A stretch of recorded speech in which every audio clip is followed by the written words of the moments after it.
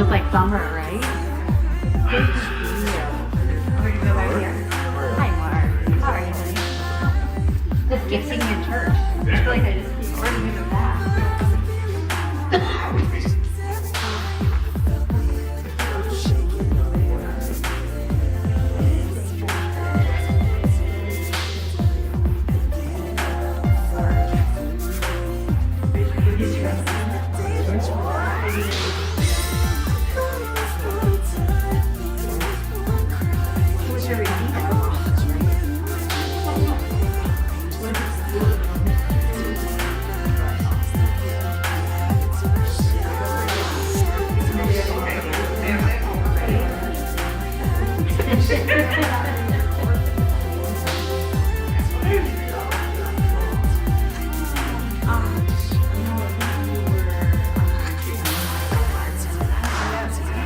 Joseph.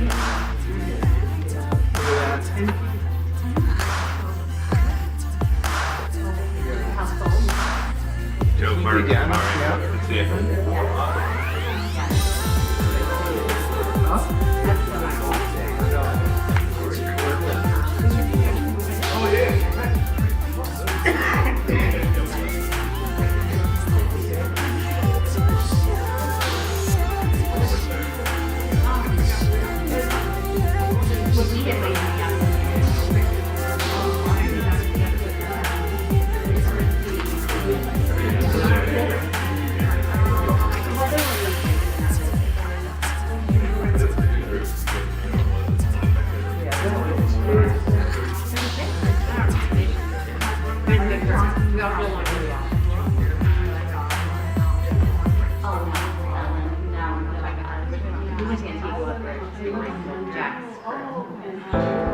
The girls, if you run into them, they're not invited.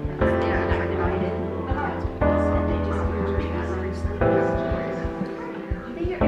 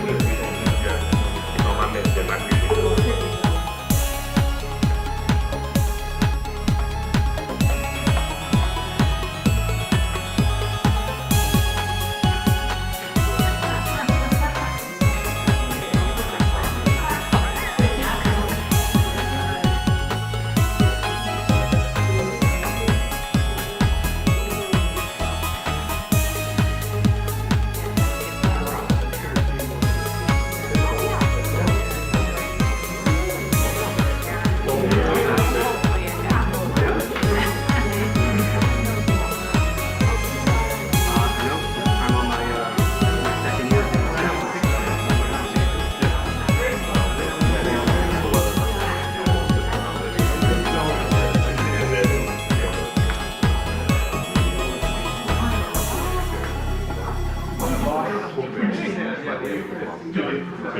you a neighbor? What's wrong? No, you're GC. Most good things. Her son watched my house while we were gone. No, you're like no, so I'm gonna be. That's a young man's game. Yeah. Yeah, I know. It's good to be back, for sure. I feel like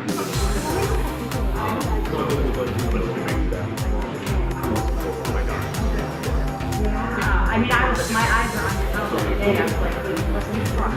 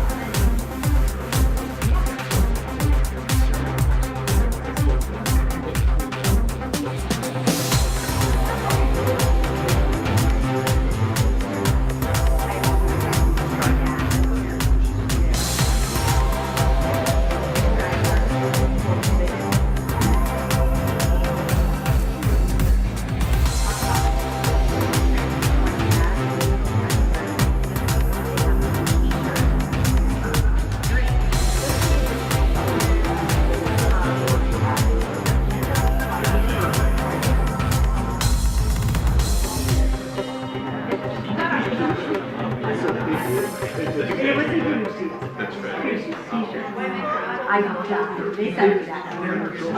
There are towns along that coast that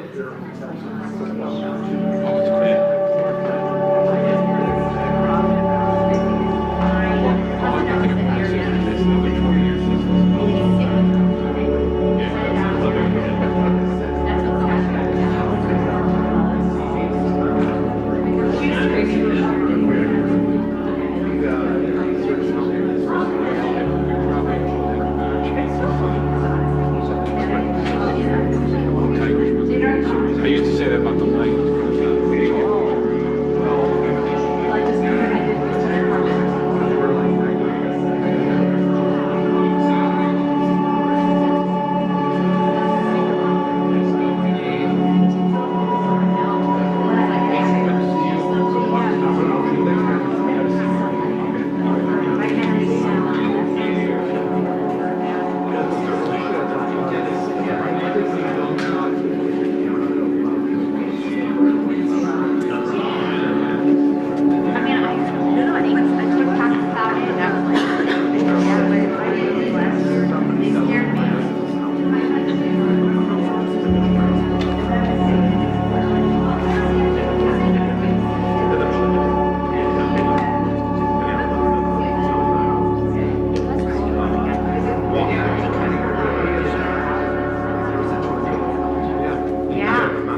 that you were in college. You don't remember. But I was in the next school training.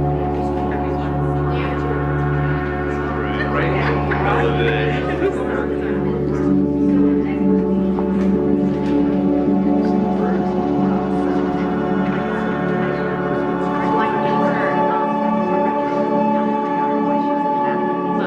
like just so confused.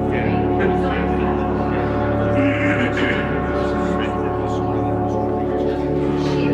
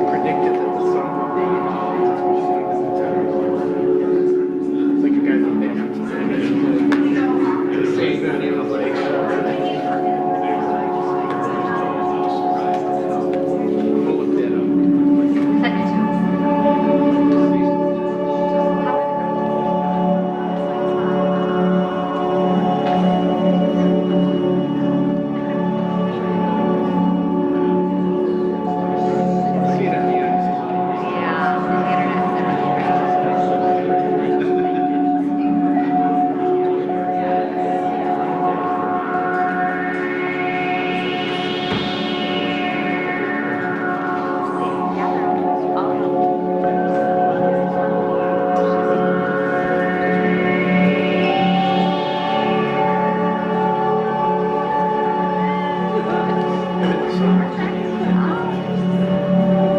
record, the sun was on fire. I think it's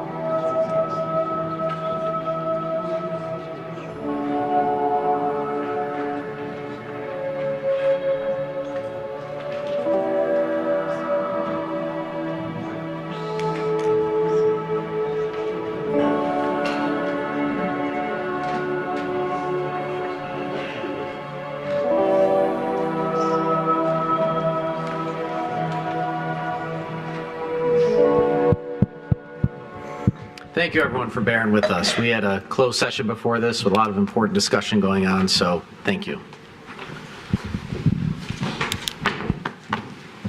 Haven't seen you. Huh? Haven't seen you.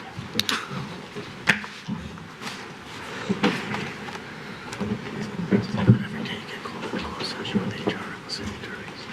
Going on an item. It's because you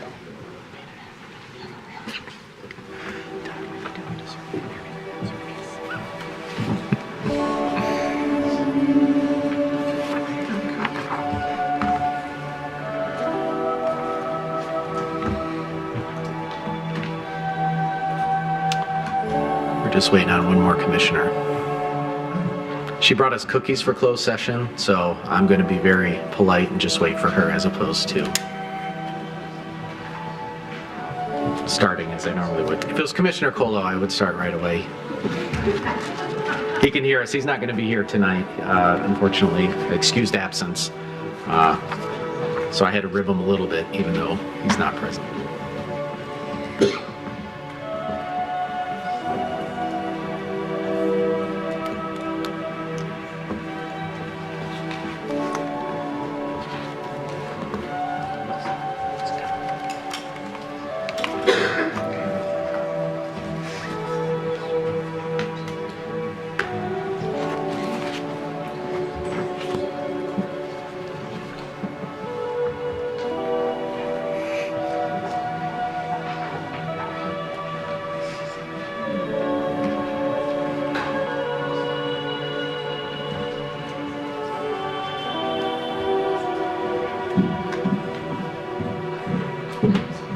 All right.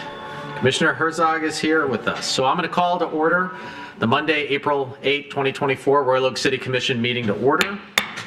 We're going to begin with an invocation given by Mayor Pro Tem Hunt, followed by the Pledge of Allegiance. I ask that you stand if you can, please.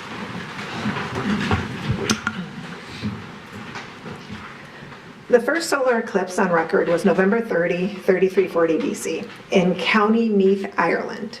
In those days, it was the belief that the solar eclipse was the sun being eaten, thus causing the world to end.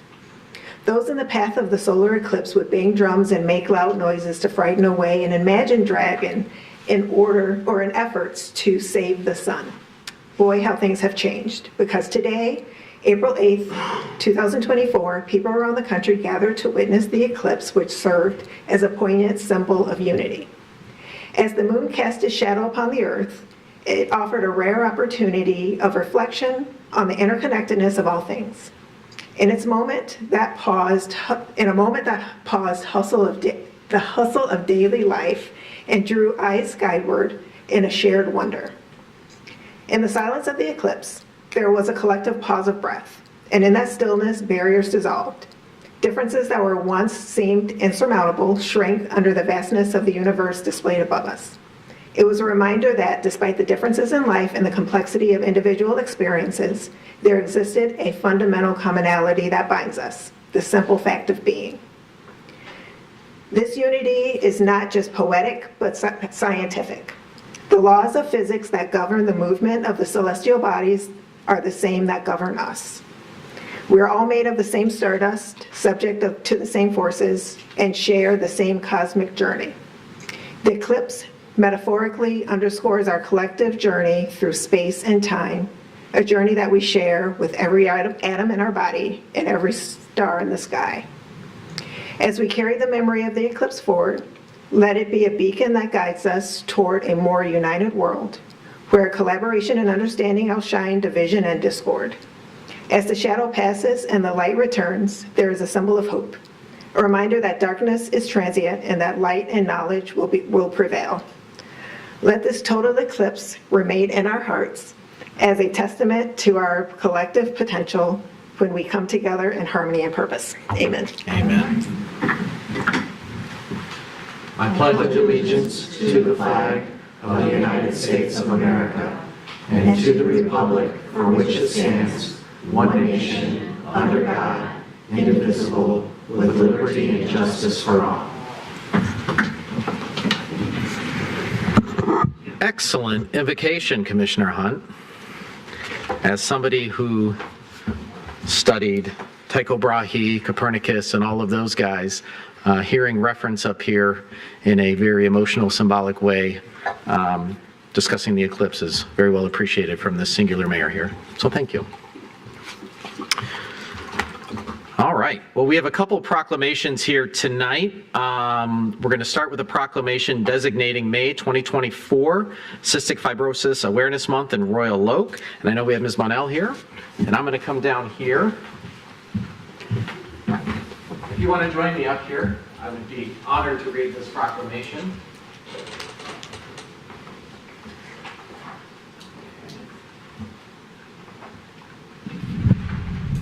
Made it lower, but I wore my heels. Well, can I also say thanks to the CF families that came with us, the Tiscos, the Warners, and my husband. Do you guys want to come up here as well?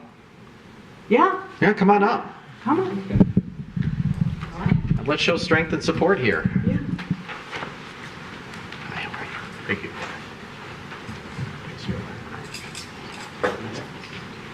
Thanks. Good to see you. Yeah. Okay, it's my privilege to read this proclamation designating May 2024 Cystic Fibrosis Awareness Month in Royal Oak.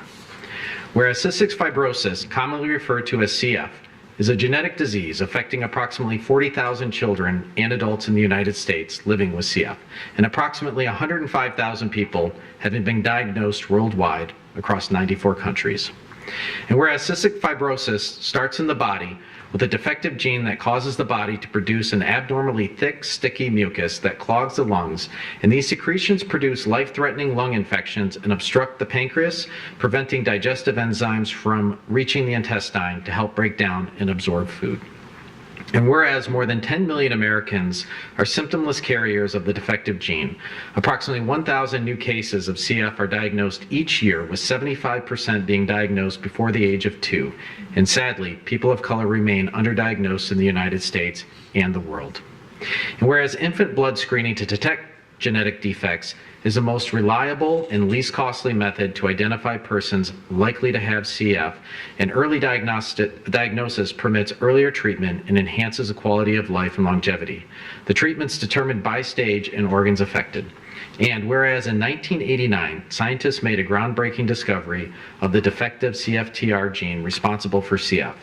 The discovery paved the way for understanding CF at the molecular level, leading to development or targeted treatments, including the approval of drugs that manage symptoms. And whereas entering the 2000s, the Cystic Fibrosis Foundation's Therapeutics Development Program made significant investments to which have led to breakthrough drug therapies aimed at the underlying genetic defect. And whereas innovative treatments and access to care play a critical role for individuals with CF getting the treatments and increasing their quality of life expectancy, which in the United States in 2018, the median survival age was 41.1 years and has now risen to 56 years. While areas of the world without the level of access and care, the survival age is 8 years or younger. And whereas the state of Michigan has 8 world-class treatment centers specializing in the diagnosis and care of CF and nonprofit advocacy groups, including the Bonnell Foundation in Royal Oak, which has served to care, educate, and raise awareness, but also to celebrate the resilience and achievements of those individuals with CF and communities supporting the fight against this challenging disease. Now therefore be it resolved, I, Mayor Fournier, and the members of the Royal Oak City Commission, on behalf of the entire Royal Oak community, do by here proclaim May 2024 as Cystic Fibrosis Awareness Month in Royal Oak and encourage our community to seek to educate themselves about the disease and support the ongoing efforts to create a future filled with hope and one day without cystic fibrosis. So it's my pleasure to present this to the Bonnell Foundation. Thank you.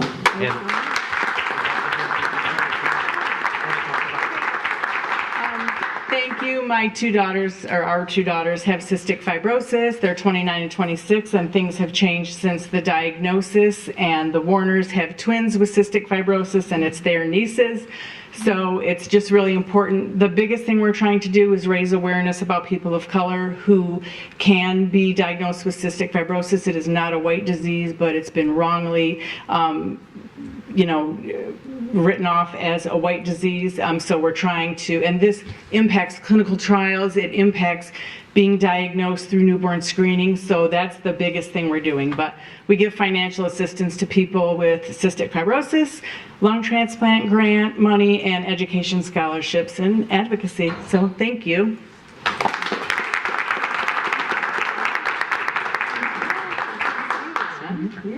I'll get on. Thank you. Thank you. Thank you for thank you.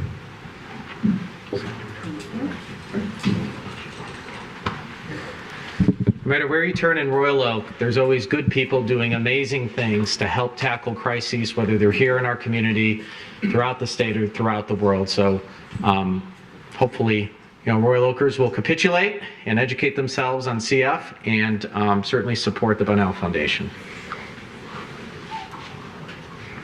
All right, we have another proclamation. Roberta Brown, you think you can hide back there? That's not possible. Oops.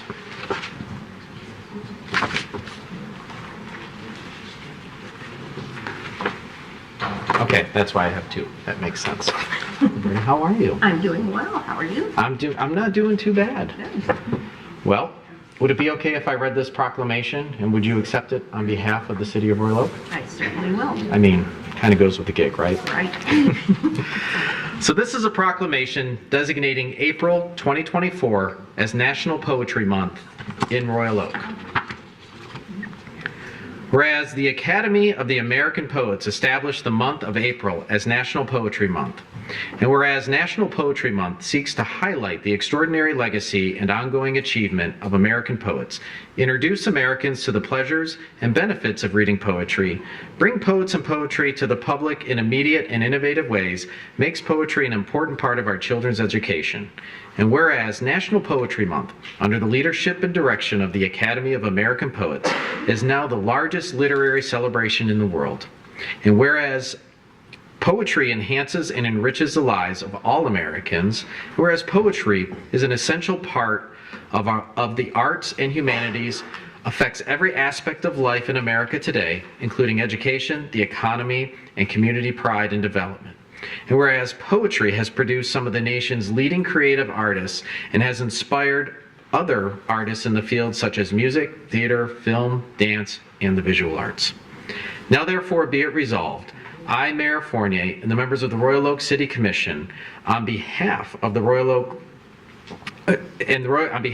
City Commission for the Arts and the entire Royal Oak community, do by here proclaim April 1st through the 30th, 2024 as National Poetry Month, and call upon public officials, educators, librarians, and all the people of the City of Royal Oak to observe this month and to celebrate the cultural riches our community has to offer, to recognize the important role poetry plays in creating and sustaining the great nation with appropriate ceremonies, activities, and programs.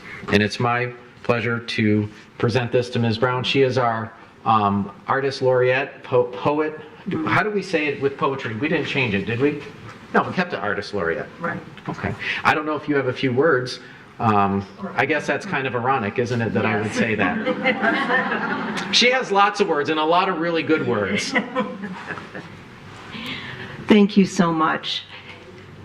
This is a very meaningful month for me as a poet, and it's important for us too as a community. You know, so many people are afraid of poetry and haven't been introduced to poetry, or if they have, it's been written, you know, it's poetry that's been written years ago and seems kind of dry.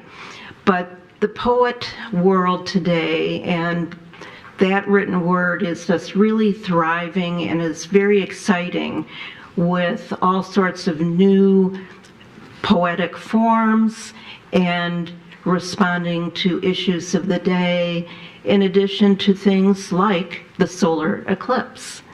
So on behalf of the Commission for the Arts and the city, I thank you, and I would invite you to attend any of the events that you will continue to see advertised for poetry. Thank you so much.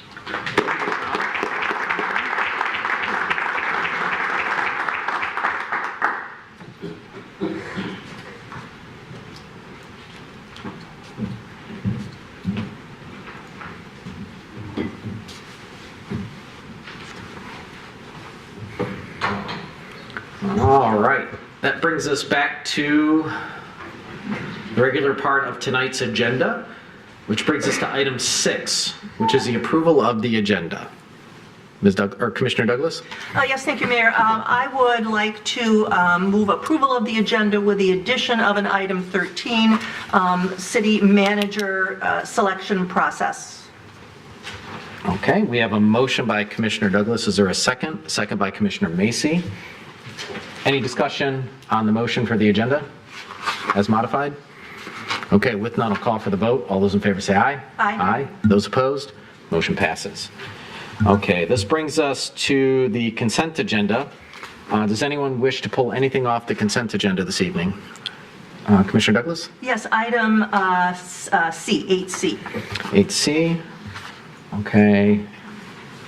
Anybody else? Oh, and, sorry, the... First one. Item A says minutes of March 11th. The commission didn't meet on March, or this is the minutes of March 18th. Right. Not the 11th, but the minutes are correct. It's just the date that's wrong in the agenda. So we'll pull that off to be safe to, Hold on, okay. and we'll just, What? oh, did I go through? Oh, I went through, wait, yeah, you're right. I skipped public comment. Geez, I did that. That's the second time this year I've done that. I don't know how. We got a new agenda system and I'm going by paper and I skipped it. So you guys will have to forgive me for that. So what we'll do is we'll come back to the consent agenda.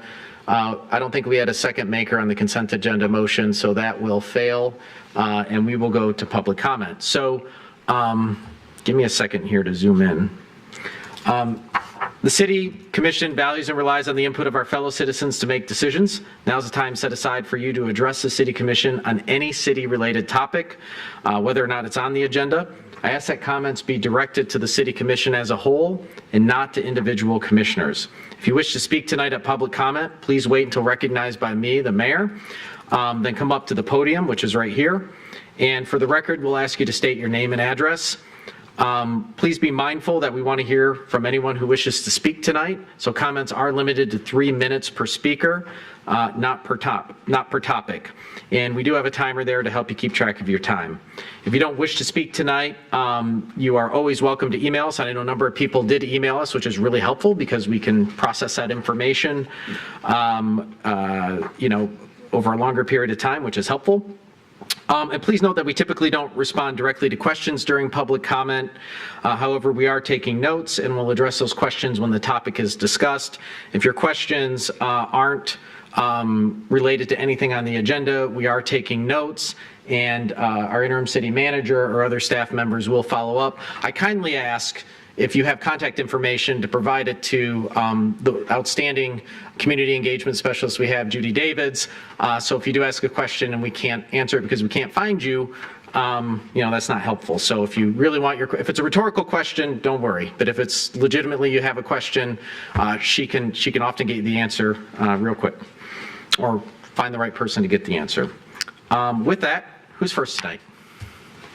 We'll go in the back. Yes, sir. You're the fastest gunslinger. Hi, my name is Mark David, 309 South Maple Avenue. Good evening, Mr. Mayor, City Commissioners. Thank you so much for your service to our city. I want to speak today about the conditional rezoning on 718 West 4th Street. And as I understand the question before you, at least as I would phrase it, is will the petitioners tonight provide you sufficient evidence that conditionally rezoning their property is going to give substantial benefit to the city to justify their special treatment and, frankly, the profit that you're going to give them? I hope the answer is no. I want to give you some considerations that would be on my mind if I were in your seat, at least that I hope would be on my mind. So first, I would just share that the burden in my mind is on them to convince you that they are entitled to special treatment. The burden is certainly not on my neighbors to convince you against them. I appreciate you listening to me nonetheless. Secondly, the fact that the petitioners believe they can't make sufficient profit unless the property is rezoned doesn't seem to me like a good reason to grant them what they want, at least not by itself. If it were, I'd like a discount on my property taxes for my bad performance on the stock market.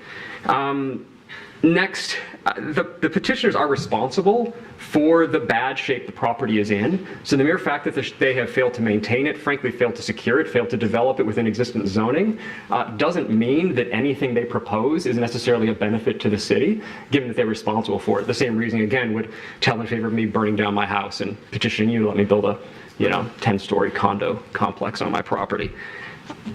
I would just say also that in addition to looking at the merits of the proposal they're putting before you, I think it's appropriate for you to consider the petitioner's history with the city of Royal Oak, and in particular the history with the neighbors.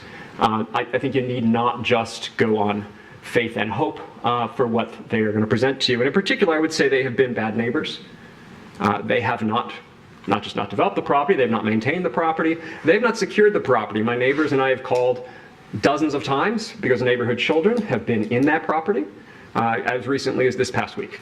That property has asbestos, has lead, it has a moisture problem, so it certainly has mold and mildew. This has not been good. Notably, at last year's Planning Commission meeting, petitioners said they would come and talk to the neighbors about a new proposal. They, as far as I know, have not. Perhaps they have some evidence that they have. I would also say they have not been good employers. Not only have they sent workers into that property without permits, but they've sent them without respirators or any safety equipment of any kind on every time that I've seen them. The future tends to resemble the past. I worry there will be shortcuts taken. Our inspectors can't catch everything. And then I would just ask you to consider this. Are these the kind of landlords you want future tenants in Royal Oak to have? Thank you very much. Thank you, Mr. David. All right, who's next? Yes, in the aisle here.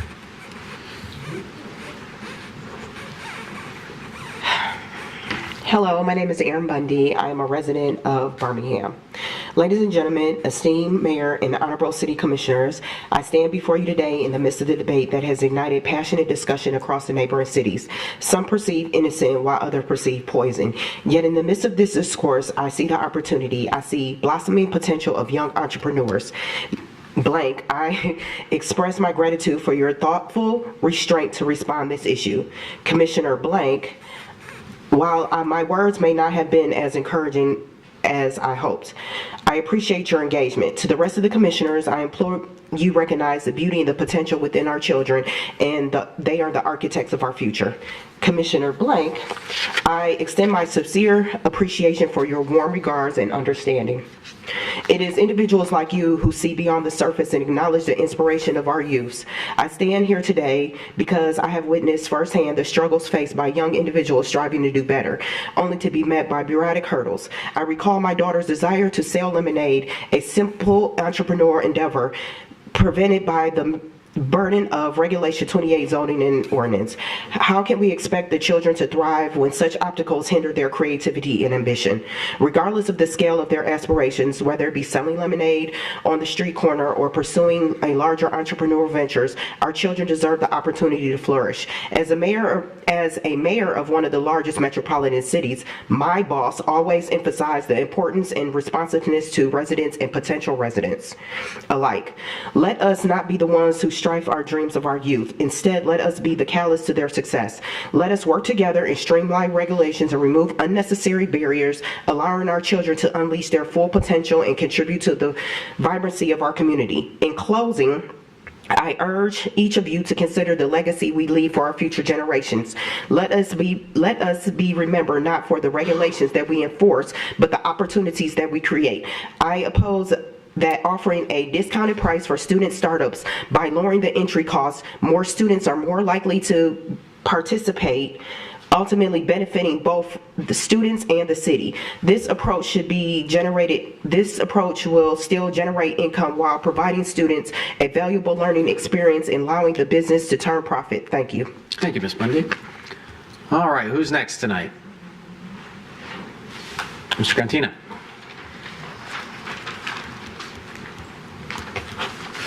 Good evening, Mayor and Commissioners. Woody Gantina, 1422 Edgewood. I also serve as the Chair of the Environmental Advisory Board.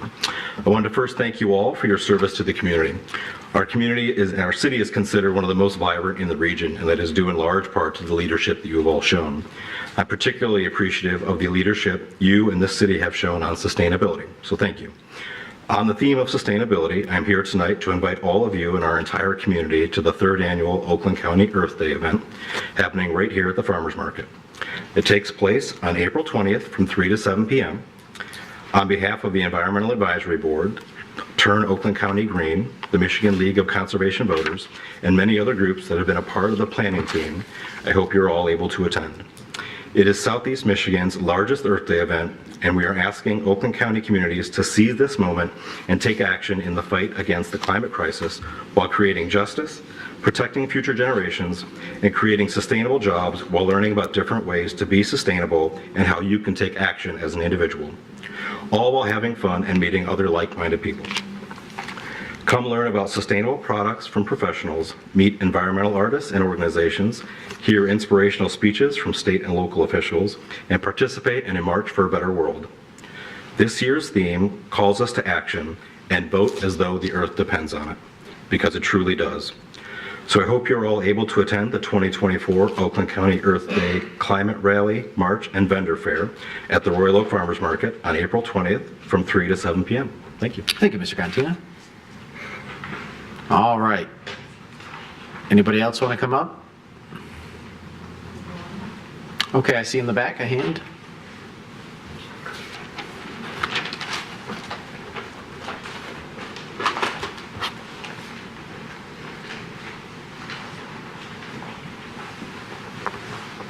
Good evening, City Commission. I'm Jane Sarnacki, and I am here today in opposition to the proposed development at 718 West 4th Street. I'll try not to repeat the wonderful erudite comments made by my neighbor. Our own Plan Commission chair called this spot zoning. He was in the minority at Plan Commission, but I think there's a reason why, and I'll continue. The home was purchased in 2013 for $570,000. It now has a listed taxable value just under $400,000.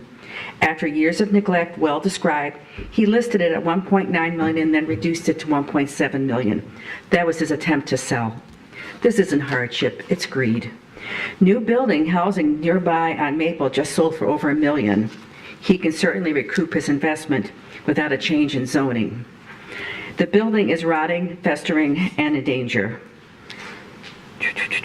Only change we've noted is he recently did pay some of the city taxes that were years old. There has been no contact, as mentioned, with the neighborhood. There's no documented need for multi-units in our specific area.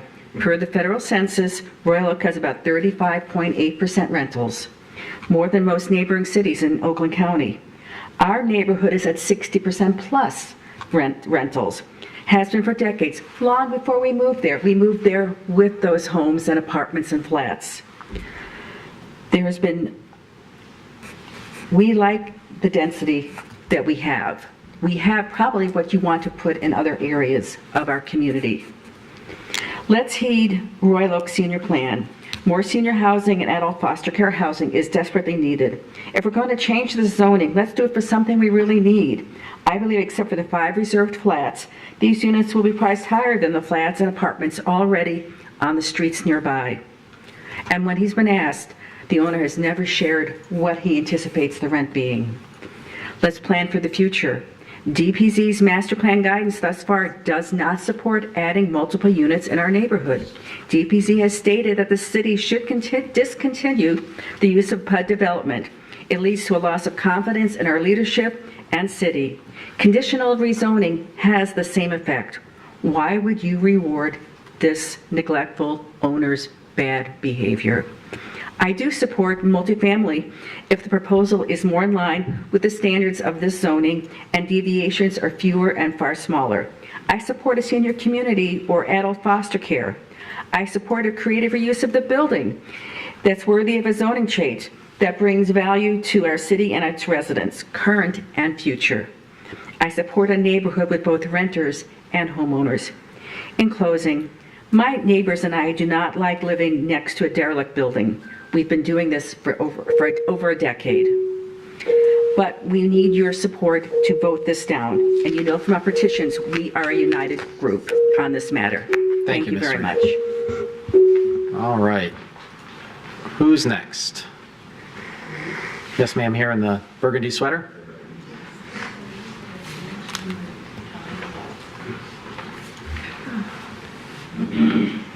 Okay, my name is Phyllis Salter. Okay, I was looking through the agenda pages that we received the other day, or yesterday. No, it must be the other day. And I saw a draft statutory sharing reform. It says the state forecast a distressing trend for us, requiring either reducing certain services or raising taxes. Then there is Headley. Maybe not, there won't be Headley. I feel so bad for assessors. You always have told us that we are doing great, especially the money that we're receiving from the state, so we can build bathrooms outside the farmers market, even though I think they were recently remodeled within the last few years on the inside, and an animal shelter for $1 million. That's probably all I was going to say. But as far as 4th Street, solar panels are not going to solve any parking places there. So just things that you should be thinking about. Thank you. Okay, thank you, Ms. Salter. Who's next? Yes, ma'am.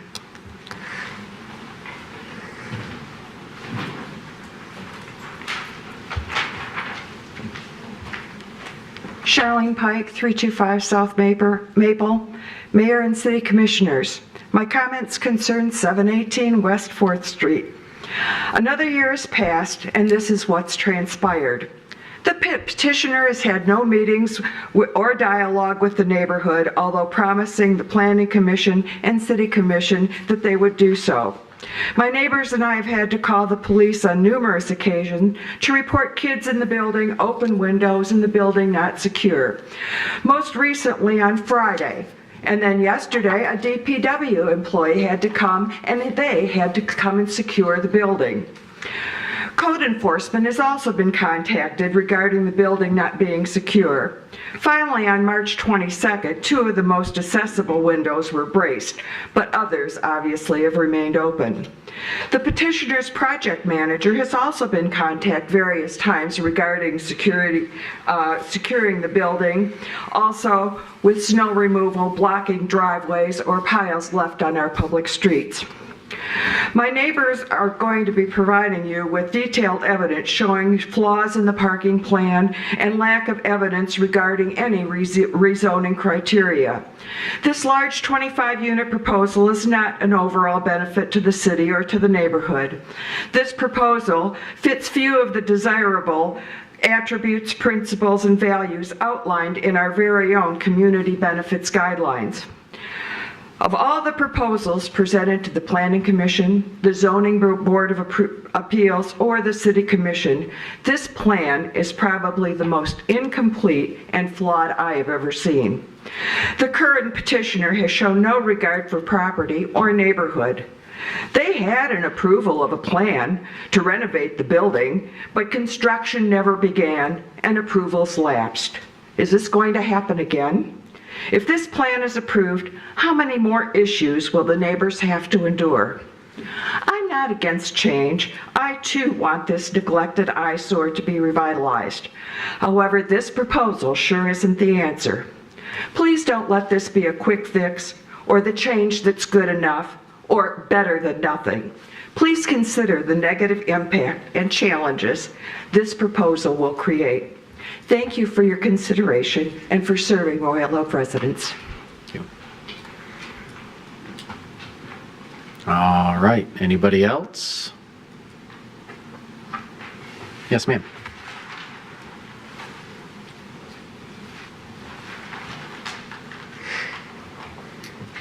Good evening. My name is Dora Beltrasitis. I live at 320 South Pleasant, which is 2 doors down from 718 West 4th.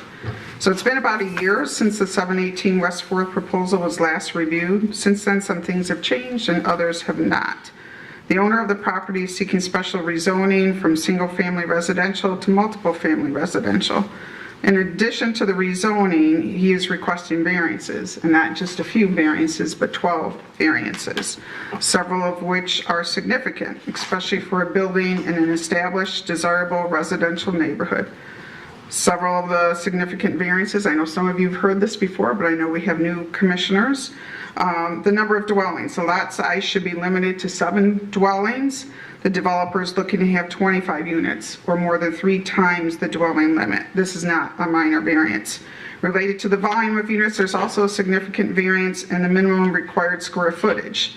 To support a dwelling of 25 units, the space should have at least 78,000 square feet, but it only has 25,090 square feet. It's a very high density complex and a very compact footprint. Another significant variance is the number of required parking spots. With 25 dwellings, there should be 50 parking spots. They are requesting to provide just 25. I would also argue that 10 of the 25 are not truly accessible spots because they're beneath the building with the incline. You can't really get down there. Those are just 3 of the variances. I think all of us in this room want to see the location updated and redeveloped instead of looking at the blight that's there today. I'm not opposed to redevelopment or new development at this location. I'd like to just see something more reasonable. As I've shared in this previous meetings, I went door to door talking to neighbors in the surrounding half-mile radius to ask what they'd like to see at this location.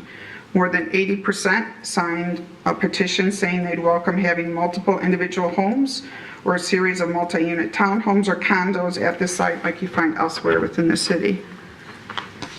It's been a year and the owner and the developers are coming back with some changes and proposed improvements to last year's plan, though they never solicited input from the neighbors as they said they would. They're proposing to use solar panels, which I support. They've also stated that they're willing to designate 5 units as affordable housing units, which is great. However, to me, this is like painting the outside of your house and updating the landscape to help you sell the house that has a cracked and unstable foundation. The paint doesn't address the real problems with the house, it just attempts to distract the buyer from the real issues. I kindly request that the commission deny the current proposal, and I thank you for your time and service. Thank you.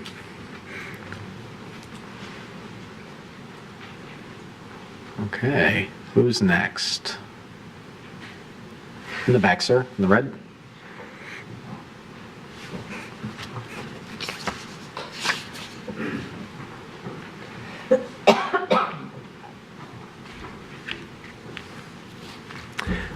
Rodney Katayan, 507 South Laurel Street. I'm here to again voice my opposition to the proposed rezoning at 718 West 4th Street. The proposal you have today is largely the same as the proposal submitted early last year.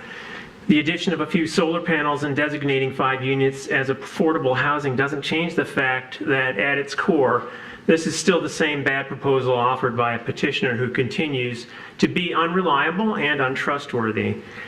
The neighbors who live closest to the property have, over the last 11 years, documented more horror stories than they can tell you in the 3 minutes allotted here. This petitioner had a year to clean up their act. They had a year to engage their neighbors in dialogue. Instead, they continued the same pattern established over the last 11 years of neglecting their property.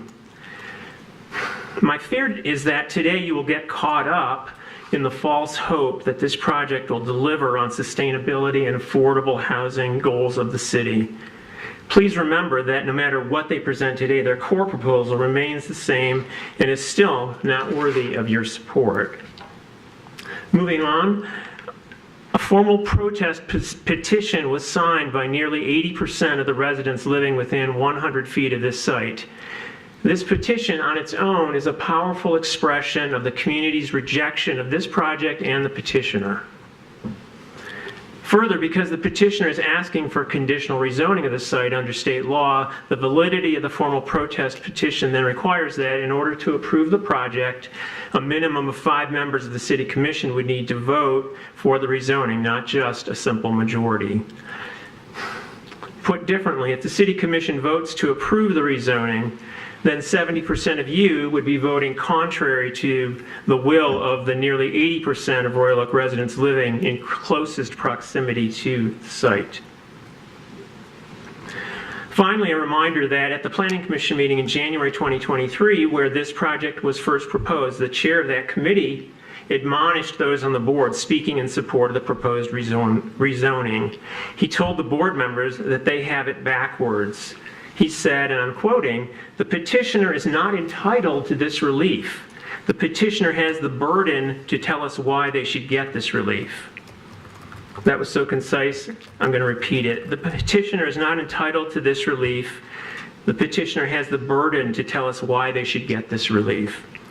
The chairman proceeded to vote against the rezoning proposal, and I encourage you to do the same tonight. Thank you for the opportunity to speak. Thank you.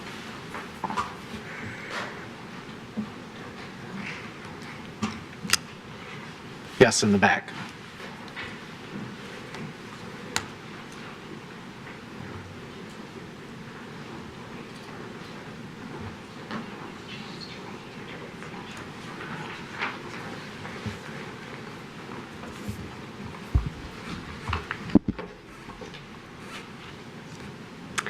Hi, Andrea Carollo. I own the property at 611 West 4th. I'm against 718 West 4th's proposal. It's been approximately a year, but this out-of-area absentee and negligent developer is back with the same crappy proposal, except now they added the buzzwords solar panels and affordable housing in hopes of distracting you. We're smarter than that, Royal Oak, and I am really hopeful you will deny the request. I want to review key criteria considered for rezoning, which is specifically not met by the rezoning request. Criteria C, evidence should document the applicant cannot receive a reasonable return on investment through developing the property. That's untrue. The property was purchased for $570,000. The way the current real estate market is, homes are selling for well over $1 million that are single family within a half mile of this property. Economically, this property could be sold and developed to a developer who actually knows what they're doing and comply with the current zoning. As a realtor, I know this, and anybody with access to Zillow will know this as well. Criteria D, the potential use allowed in the proposed zone should be compatible with surrounding uses and zoning in terms of density, aesthetics, and potential influence on property values.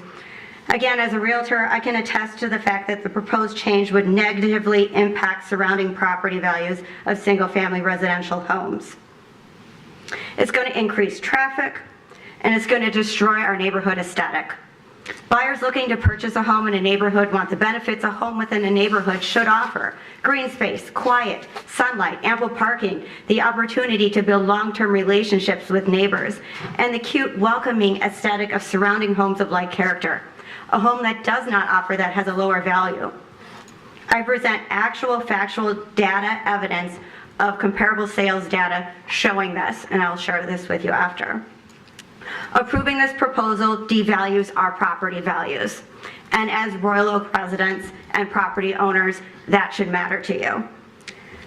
Criteria G, there should be an apparent demand in the city for the type of potential uses in the requested zone in relation to the amount of land the city currently zoned and available to accommodate the demand. There's already ample opportunity to have the multifamily in properly zoned areas. And perhaps then we could actually truly get LEED certified and environmentally friendly housing, as opposed to these solar panels from Strawberry Solar, which I noted online does not have any NABCEP certification. Possibly they got the name from the same folks that did their EPA violation demolition. I don't know. It also would be great to have truly affordable housing, as opposed to 5 tiny units they're offering. This is a bad plan. We must say no. We deserve better. It's been a year. We could have been collecting multiple dollars in tax revenues, as opposed to letting that rat sanctuary fester for another year. Thank you. All right. Anybody else tonight want to speak? Yes, in the back.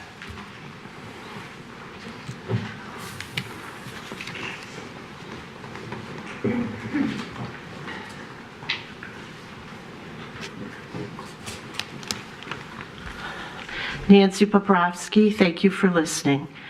I've just read the City of Royal Oak with Tobacco Nation is committed to safeguarding the health of its community and recognizes the adverse impacts of tobacco use on its residents, particularly its youth. Marijuana use should also be included along with its negative impact. Both tobacco and marijuana are responsible for thousands of deaths in Michigan, first and second hand. The city says it's compelled to promote the Protect Michigan Kids bill package about tobacco. They believe limiting the number of restrooms in schools may curb vaping. I wish the city would also be compelled to help limit the aggressive usage of marijuana at family entertainment venues. Unfortunately, many children start experimenting with tobacco, etc., between the ages of 10 and 14. When you make marijuana accessible almost anywhere, children, like their curiosity to tobacco, will find marijuana more common and cool. We're getting saturated with cannabis dispensaries, cannabis flyers in our mailboxes, cannabis billboards all over Oakland County, go to Ferndale, planes overhead promoting free weed, and then Royal Oak family entertainment venues are now promoting it. Marijuana joints omit secondhand smoke more than cigarettes because cigarettes have filters. The American Lung Association states people who smoke marijuana inhale deeper than cigarette smokers, causing more tars and toxins. Also, higher rates of emphysema than cigarettes. If a child or anyone is between 50 to 150 feet of the marijuana smoke, Mr. Witz of Arts Pizza Needs has stated his fans and ventilation systems will take care of the odor. Maybe some odor, but these systems cannot prevent harmful toxins and chemicals becoming airborne and getting into your lungs. And some city officials and Mr. Witz have stated that their feelings about marijuana are no different than alcohol. Alcohol doesn't emit secondhand smoke, and this is an uninformed comparison. Remember, the marijuana industry's goal is to make marijuana use, including smoking, normal as alcohol use. To achieve this goal, the industry will continue to support legislation for regulating marijuana just like alcohol and not like tobacco. Kids should be able to breathe easy, knowing they are safe and protected no matter where they are. Thank you. Thank you, Ms. Poprowski. All right. Anybody else wish to speak tonight? Yes, ma'am.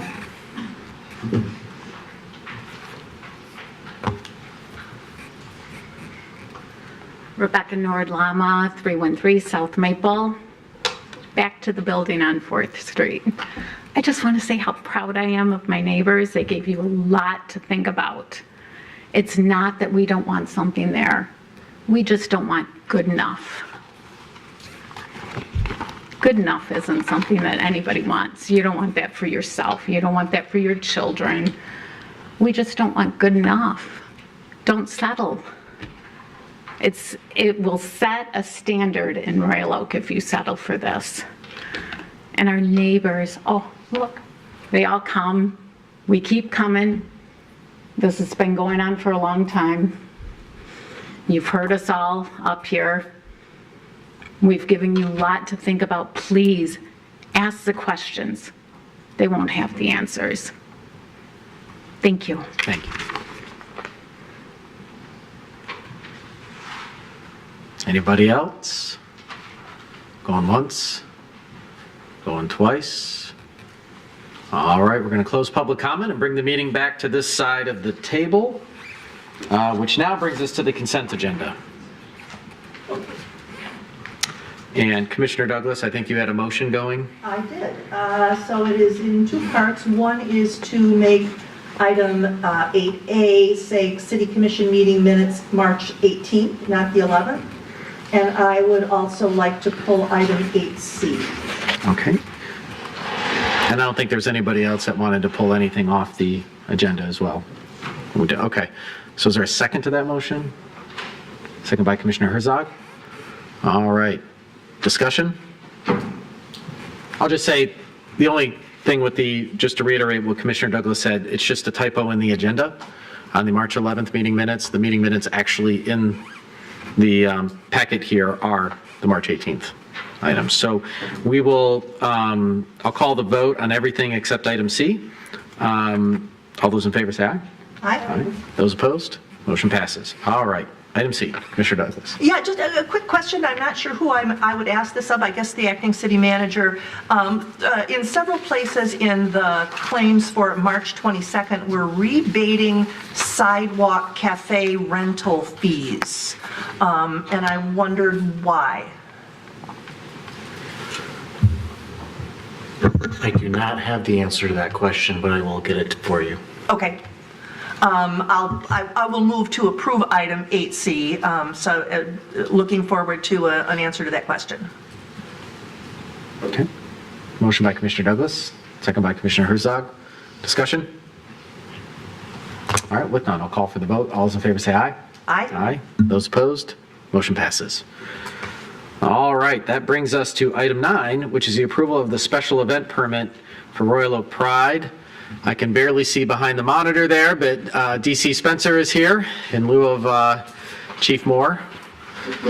So I think I hand it over to you, maybe to kick it off. All right, well, thank you, Mr. Mayor, members of the City Commission. The Royal Oak Police Department received from the Royal Oak Pride Committee an application to hold the 2024 Royal Oak Pride event. The event dates are requested to be Friday, July 26th of this year through Saturday, July 27th. As compared to former years, the footprint for this event is being requested to move from the Washington and 6th Street area over to this side of Main Street, encompassing Centennial Commons, a portion of the City Hall lot, the Farmers Market, a part of 3rd Street, and a part of Troy. Almost like a modified Taco Fest footprint, if you would. They requested that they start setting up on July 25th, and then they would have everything cleaned up by that Sunday noon on July 28th. The event itself, Royal Oak Pride, invites community members, businesses, allies, and organizations to come together to celebrate diversity and inclusion, just like the other past events that they've had. They're requesting to have a 2-day event, which would include live music on 2 stages. They would also incorporate 3 bars into their footprint, which would serve alcohol, as well as artists, food trucks, and other vendors. Parking for the event is scheduled, or not scheduled, excuse me. Parking for the event would be available at any of the other parking decks or anything like that around the footprint of this general area. And they're requesting the Royal Oak DPS to assist them with the street closures, which would begin on July 25th, as far as placing barricades and other items to enclose the event in accordance with MLCC regulations if approved. They plan on having security at the event at the entrances of the footprint, which there are 4 entrances. They are also requesting to increase the number of police staff that are at this event due to the size of the footprint, which is essentially double of what it was formerly. So that would increase the officer presence from 2 to 4, including 1 additional supervisor, and then also the assistance of our auxiliary police officers for crowd control and security of the event. The organizers do understand that the event itself would be responsible for any city expenses, so the police and DPS expenses would be reimbursed. Additionally, they are also reimbursing the city for the cost of the parking areas that they're going to be taking over as far as 3rd Street and Troy, and the cost for that is included in the packet that you received. They are also going to be setting up multiple portable restrooms throughout the footprint of the event, as well as several tents of various sizes, including 80 10 by 10 tents. And they do plan on obtaining the appropriate permits from the Royal Oak Building Department before they put those tents up. They do plan, like I said, they do plan on having the site cleaned up by 12 p.m. on Sunday, July 28th. And they are also requesting the use of electrical access of the street lamps along Troy and 3rd Street, as well as they are going to have portable generators to power the other portions of the things on the footprint of the event. They do plan on having live amplified music from 3 p.m. to 11 p.m. on Friday and 11 a.m. to 11 p.m. on Saturday, with the understanding that the music is not to be at a level that would be negatively impactful to the surrounding businesses and the community. And they also agree that if it becomes a problem, if the police ask them to turn it down, they're going to turn it down. So any further questions? The event organizers are here to answer anything else that you have. Okay. I'll start with questions for DC Spencer. Commissioner Herzog. Thank you. So the Michigan State primary is August 6th, and absentee ballots go out the first week of July. Early voting starts July 27th. With these closures, street closures, early setup, and will these closures have any effect on access to City Hall or the AV drop boxes during the election? Reviewing the footprint, you can still get to City Hall off of 11 Mile or 3rd Street on these driveways right here. So the entrance off of 2nd Street and Troy, that will be part of the footprint, but the entrance by the police, between the police station and Farmers Market, and then this entrance over here off of 3rd Street will be available, and then this whole lot is not part of the footprint, so access to this side of City Hall, according to their plan, will be accessible. Commissioner Hunt?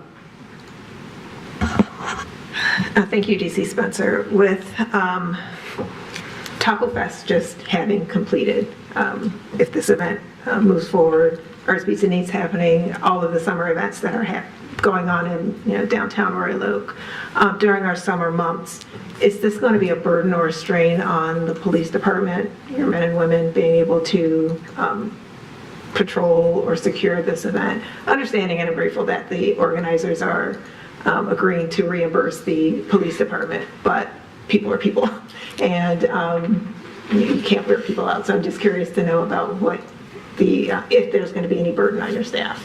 I'm not anticipating any burden, no. Okay. All right, thank you. Well, Commissioner Douglas.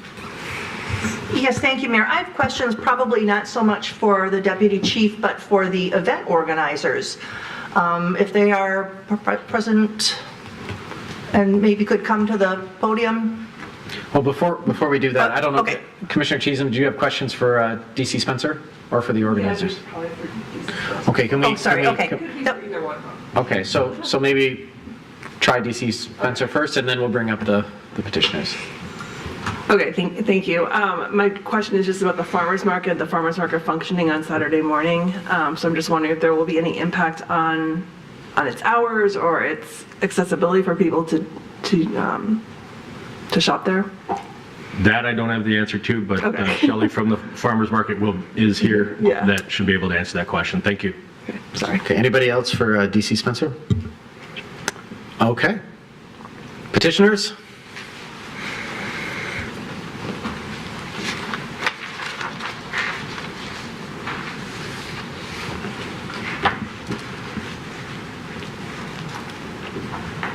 So would you like me to respond? Sure. Okay.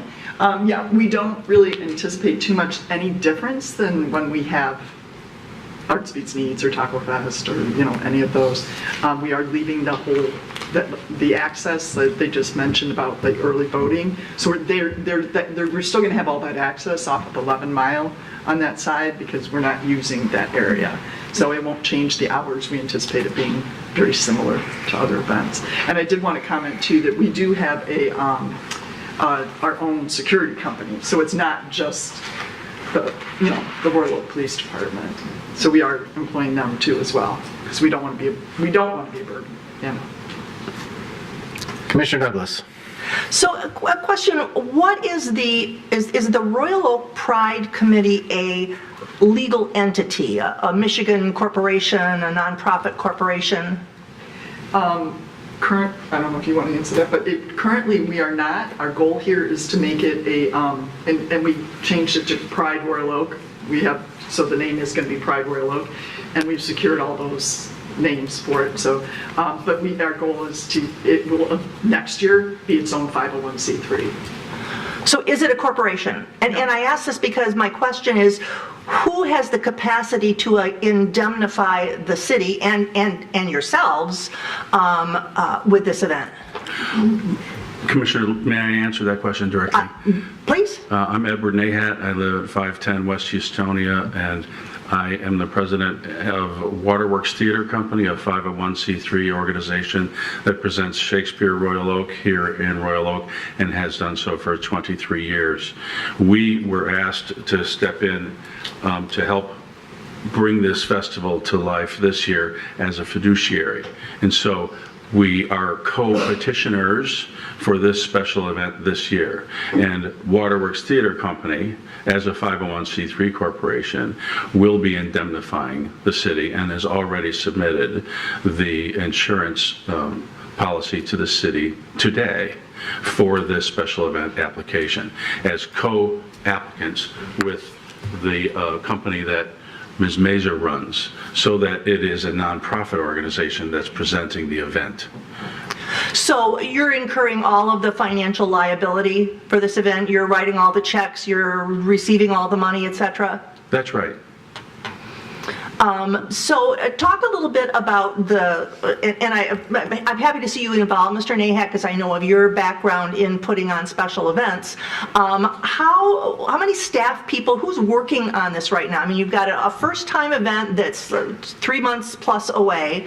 What expertise and what hours are being dedicated to making sure this event succeeds? Well, first of all, let me just say, I'm going to turn it over to Shelley in a minute, but it isn't the first time event, it's a third time event. It is an event that's being moved from Washington Avenue to this new footprint here. All of the same people that are involved in the prior 2 years are supporting this event this year. So we have a partnership where Waterworks Theater Company, believe me, Waterworks Theater Company is actually presenting Shakespeare Royal Oak the same weekend and the weekend after. So Royal Oak's going to be a lot of fun that weekend. And they asked me if I would help, and I said, you mean you're going to put on a festival the same weekend I'm putting on a Shakespeare festival? And I said, of course I'll help, because Royal Oak is a lot of fun, and we want everybody in this town to enjoy the arts and to enjoy the community. And so, yes, we're going to have the people returning from last year who helped last year. Now, Shelley is going to be handling the operations of this particular festival while I'm handling the operations at Star J.C. Park. But my company is handling the fiduciary accounting responsibilities for this festival. Can you talk to her about the staff and the organization of operations? We have a good committee. Everybody's kind of got their specialty, what they're doing. We're also hiring a company that is going to load and unload everybody in and out, and then they're the same company that does the generators and makes sure everything's safe. And so they're going to be on the site the entire time. We have about approximately 30 to 40 volunteers set up right now.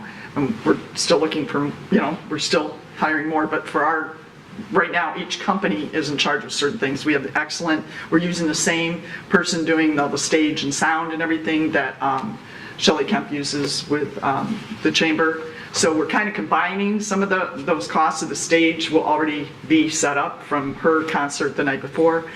So I'm not sure what else, Who's handling your ticketing and your gate management? That is the Liberty Security Group. So they are doing wanding, they're doing bag checking, and they are doing ID checking. So we are paying them to do that. And we have 3 people at each entrance. We will increase that if necessary. Obviously, there's a lot of unknowns. You don't know what the weather's going to do. You don't know. I mean, we're doing a really good job starting to now promote it and get it out there. Of course, we couldn't do that until we had this approval. So we're kind of waiting to, drop that save the date. Another reason that we're kind of happy, we already do the Family Pride with the food truck rally in June, because I know June is, a Pride month, but we actually opted for July because it's different timing than so many other festivals. So we think our attendance is going to be very good. We're also trying to lure people in from like Toronto and other, Indianapolis that have their own festivals that are actually in June. So we're hoping to attract people from in Chicago that would come into the town and, hopefully come back. And where are you getting your liquor license, or who's obtaining your liquor license? Waterworks Theater Company will apply for the 2 days, July 26th and 27th, and it can qualify, assuming that the application is approved at the police station level and then submits to the state, just like our licenses that are approved at the Star JC Park. And who's doing your bar management, your alcohol management? We have a contractor who is going to be under contract who also does that very same thing here for other events that you approve. What is the name of that contractor? John, well, his company is Detroit Events, or Real Detroit Events. Real Detroit Events. He does work with John Witz a lot, and so he's very well versed and very, in what he's doing, and he's very good at running the bars and knows exactly what needs to be done. So, and I want to, one of my fellow commissioners asked this question. So the farmer's market on Saturday and the flea market on Sunday will run as they always do. And the only difference will be, the problem will be that the west lot is not available for those patrons, but the east lot of the farmer's market will be available for those patrons. And where we're... and the structures, yeah. I don't know if you've got the footprint there in your packet, but we're putting the we're blocking off 3rd Street, but you can still get in from that angle too, going the other way. Got it. Yeah, so that you've got access from both sides. Okay. So.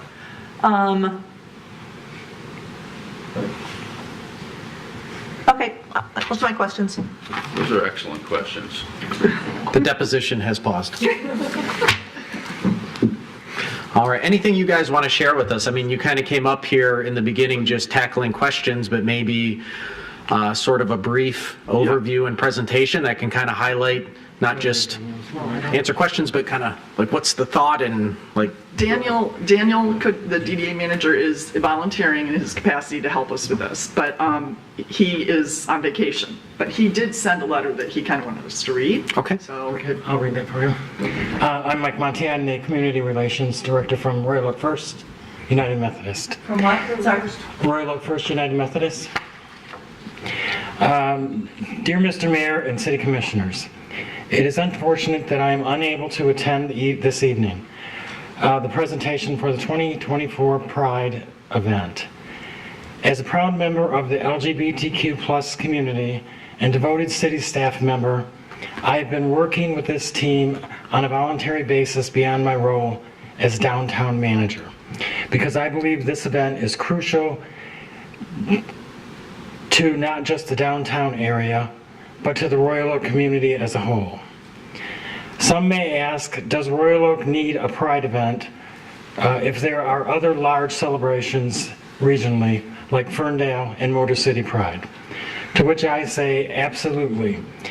And I tell you why. When the LGBTQIA community seeks out destinations for their next night out with friends, or a spot for a blind date, or even a place to exist and not worry about the daily pressures that come in living in a very politicized society.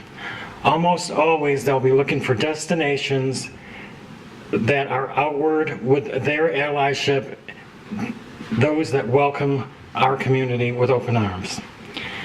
Not only are we showing visitors that we are a city that values equality, inclusion, and equity, when we host a Pride event, we are also showing our own residents and youth that they are in fact welcome in their own community.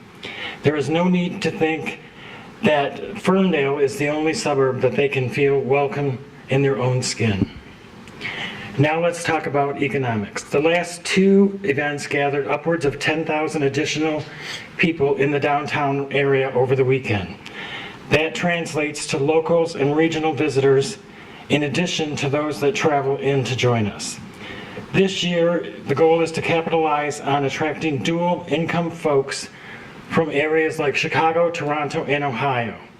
And we are partnering with our other businesses and the business community to make this weekend a whole celebration that will encourage visitors to come back all year round. To summarize, we have the opportunity to not only affirm we are a welcoming city and region to our LGBTQIA+ friends, while also creating an economically fruitful weekend for our ally businesses in the community. Thank you. Thank you. I think I'm good. I just want to make one last remark. You'll notice that the name of the festival has changed. It's Pride Royal Oak rather than Royal Oak Pride. I'll take credit for that because it rhymes with Shakespeare Royal Oak, and I want everyone who comes to Pride Royal Oak to come to Shakespeare Royal Oak afterwards. So it wasn't a URL decision? Yeah, it was a URL. But seriously, I know many local businesses are interested in supporting this. I've been getting messages since we've started this. The Shakespeare Company has a lot of allies in this community and really wants to find synergies with the social occasions, both downtown and in the park at 13 Mile. I know that the Royal Oak Hotel really wants to be a sponsor of this event, and we have many sponsors eager to sign up. They just can't sign up until we have an approval. Thank you. Commissioner Herzog had a question for you guys as well. The Family Pride event at the Farmers Market, is that still happening this year? Yes. No, it's still in June. June 12th. And I hope you all can come. Great event. Love it. They're very different events too. So Yeah.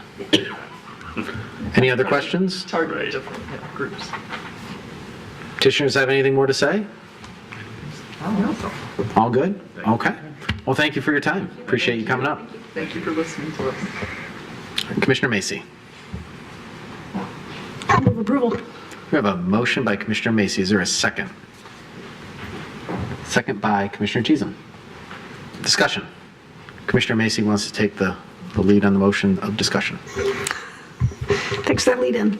I just wanted to say I'm excited for this. I think this is moving into the center of the Royal Oak and right next to the Farmers Market. Is going to be good for the city and good for the event. I'm excited to see it there. I'm glad we're still having Family Pride. I think these two distinct events are going to be really nice for our city, and yeah, I'm excited to see what you can do with this.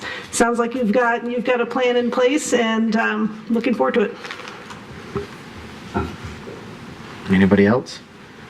I know it's always a challenge when we change the footprint going from Washington to Centennial Commons, but I think that's why we have Centennial Commons here, is to really activate that space. I mean, we activated it really well this winter with the ice rink, and you know, the summer, it's a no-brainer. It's activated all day with families going there to hang out. We have the concert series with the Chamber, and now we'll have, if this passes, Pride Royal Oak, right in the heart of our city.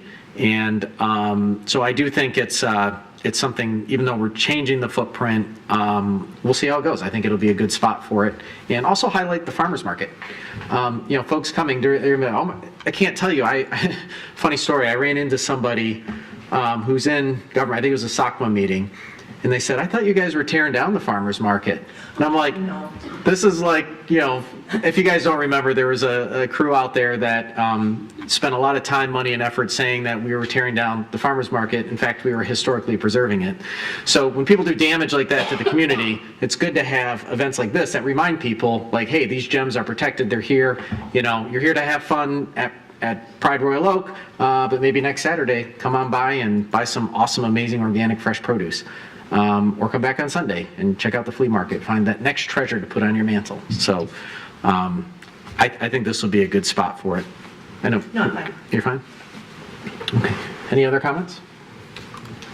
Oh, Commissioner Hunt. Sorry, I always get accused of not looking down here, and now I missed down here. I was waiting for Commissioner Colo to say something. I'll say I shared the same concerns that Commissioner Douglas shared with regards to the indemnification and the protections for both the city and for the committee that was putting on this event. I'm happy to hear that WROK has gotten involved and will provide those protections and provide a little bit of guidance with that. I was also concerned with regards to the number of events that we have during the summer. Wearing our police officers thin, but understanding that may not necessarily be an issue. I think this will be a good event. Like you stated, or like Mr. Hill stated, making those in the area aware that Royal Oak is an inclusive community, a place that you can come, have fun, and be safe is always important. So I look forward to this event. Commissioner Herzog. My concerns were how this event would impact our election, because I think that is, and our police, because I think these two things help us become a very inclusive city and share our values. But I'm glad to hear that it's not, and that Family Pride is such a great event, and I wish all the success on this event as well. Commissioner Cheatham.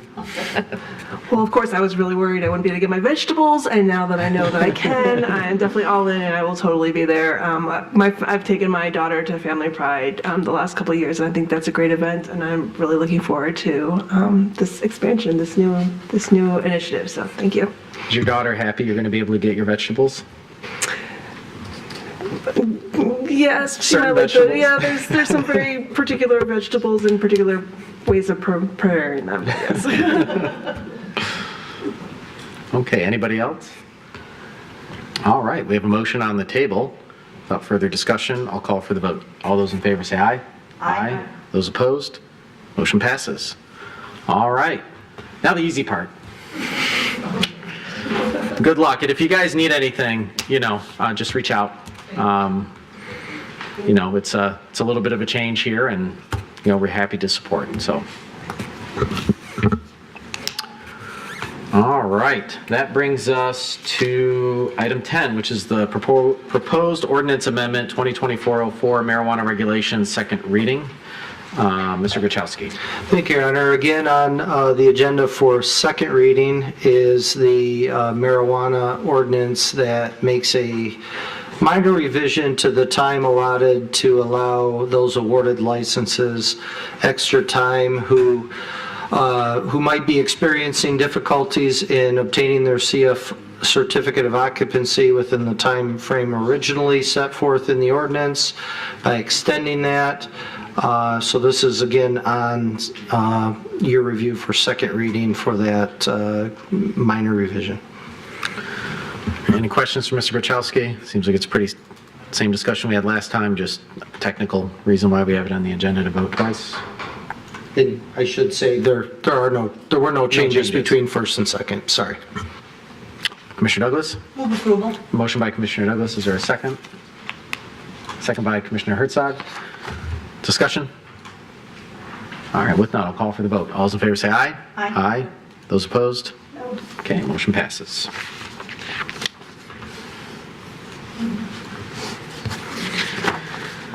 All right, that brings us to item 11, which is consideration of ordinance to conditionally rezone 518 West 4th Street to multiple family residential first reading. And I see Mr. Murphy is here tonight. Good evening. It's been nearly a year ago since the petitioner was before you requesting to rezone the property, conditionally rezone the property to multiple family residential. And that's to convert the existing building from its former use, which it was an 89-bed convalescent home, to 25 apartments. 10 of those apartments will be studio, and 15 will be one-bedroom apartments. There'll be 29 parking spaces associated with the development, same parking arrangement that's there now. Some of them striped a little differently. You'll see on the screen that there are 10 spaces located below the building, and there are the remaining number of parking spaces that are accessed off the public alley. At your April 24th meeting last year, you had postponed the item at the petitioner's request, and the petitioner has returned with some voluntary modifications to their proposal, which include adding solar panels to the roof of the building, as well as reserving 5 of the units as affordable for no less than 20 years. So the proposal does deviate from numerous multiple family zoning ordinance provisions, such as setbacks, lot coverage, density, number of parking spaces, size of parking spaces, etc. So if this does move forward for a second reading, the deviations will be noted in a development agreement that comes in front of you that the petitioner would be required to execute. So would the solar reference to the solar panels, as well as the provisions regarding the affordable units. And those would be memorialized in that development agreement associated with the rezoning. So since the city did receive a protest position, 5 affirmative votes are required in order to amend zoning ordinance and rezone the property. You do have several different options that are available for you tonight that we can discuss. If you do want to proceed forward to second reading, there is a suggestion resolution in your packet tonight, and the petitioner is here to, I think it'd be wise for them to address the items, for some of the items brought up tonight, as well as what they voluntarily come back with to show you additional elements to their proposal. First off, questions for Mr. Murphy. Commissioner Macy. I think this question is for you. So one of the things that we received, but prior to this, was an email from someone who was referencing specifically the parking space sizes, which you said, as you noted, is one of the variations. And there were pictures and math and physics involved. And the long story short, I'm wondering if, understanding that there is a standard that we set for what the norm is there a minimum standard for what is a realistic parking space, and does this conform to that, or? Minimum size parking space under the zoning ordinance is 9 feet in width by 20 feet in depth. And you'll note the distance on the drawing. I can zoom in on it for point of reference, especially those located along the alley. The distance from the raised walkway to their property line gives them 18.5 feet in depth.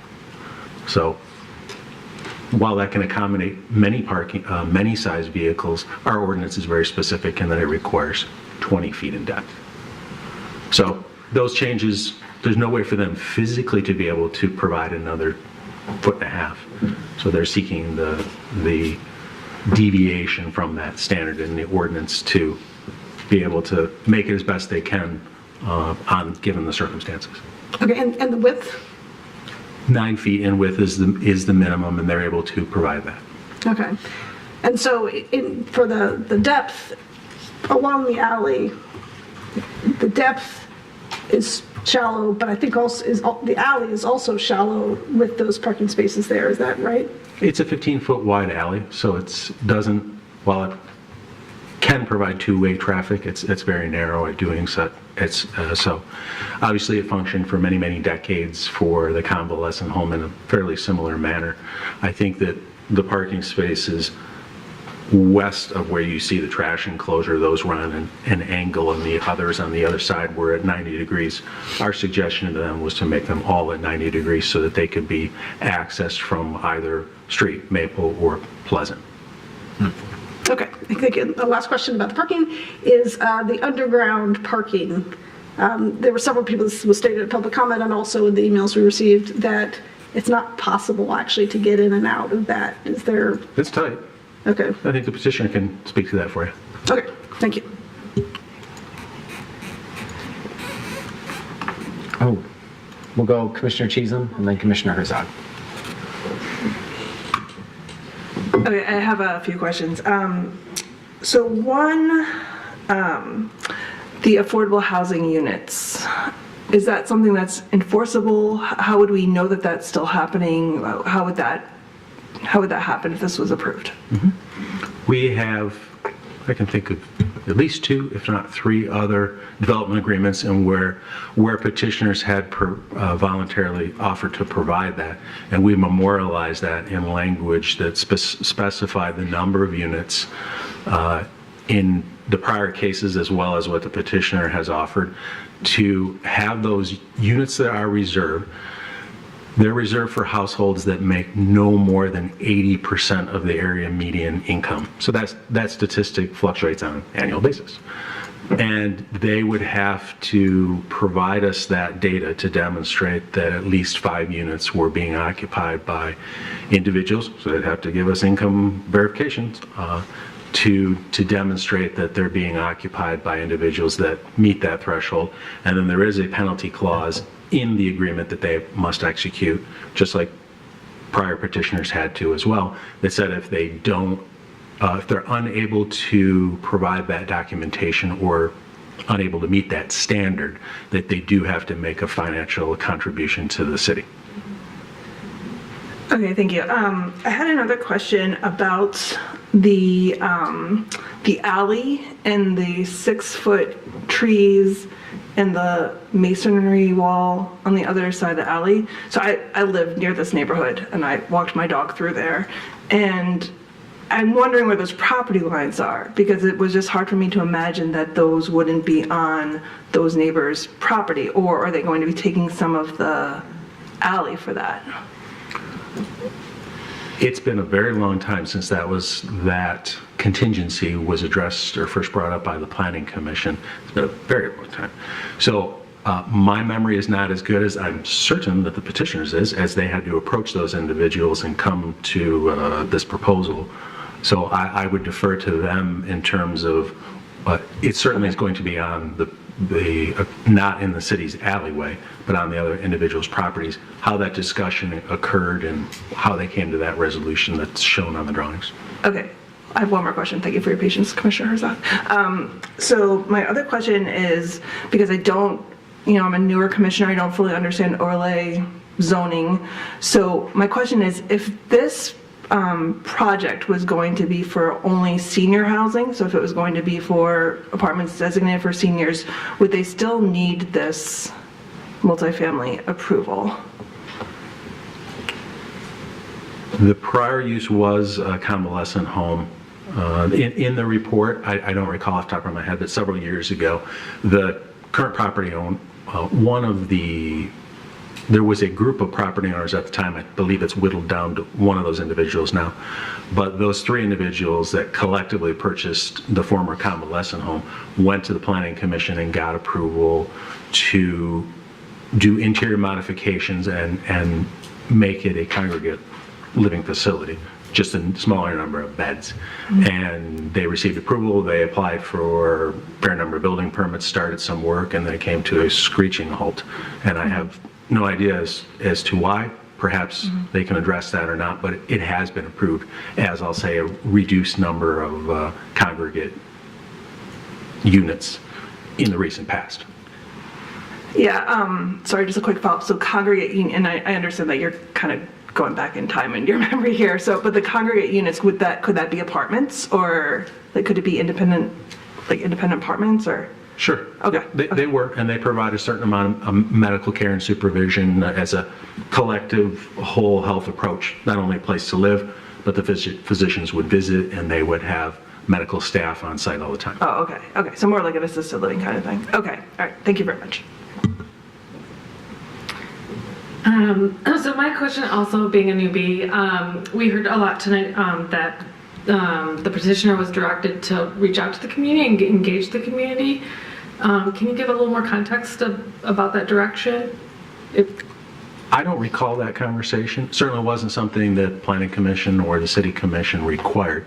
So perhaps the petitioner offered that in a prior conversation with you. Again, that was a year or so ago. That was quite a while ago. I don't know whether they stated that and whether they've fulfilled that or not. So, It's not Mr. something Murphy, they've ever reported. I can answer that because I think I gave that as a recommendation.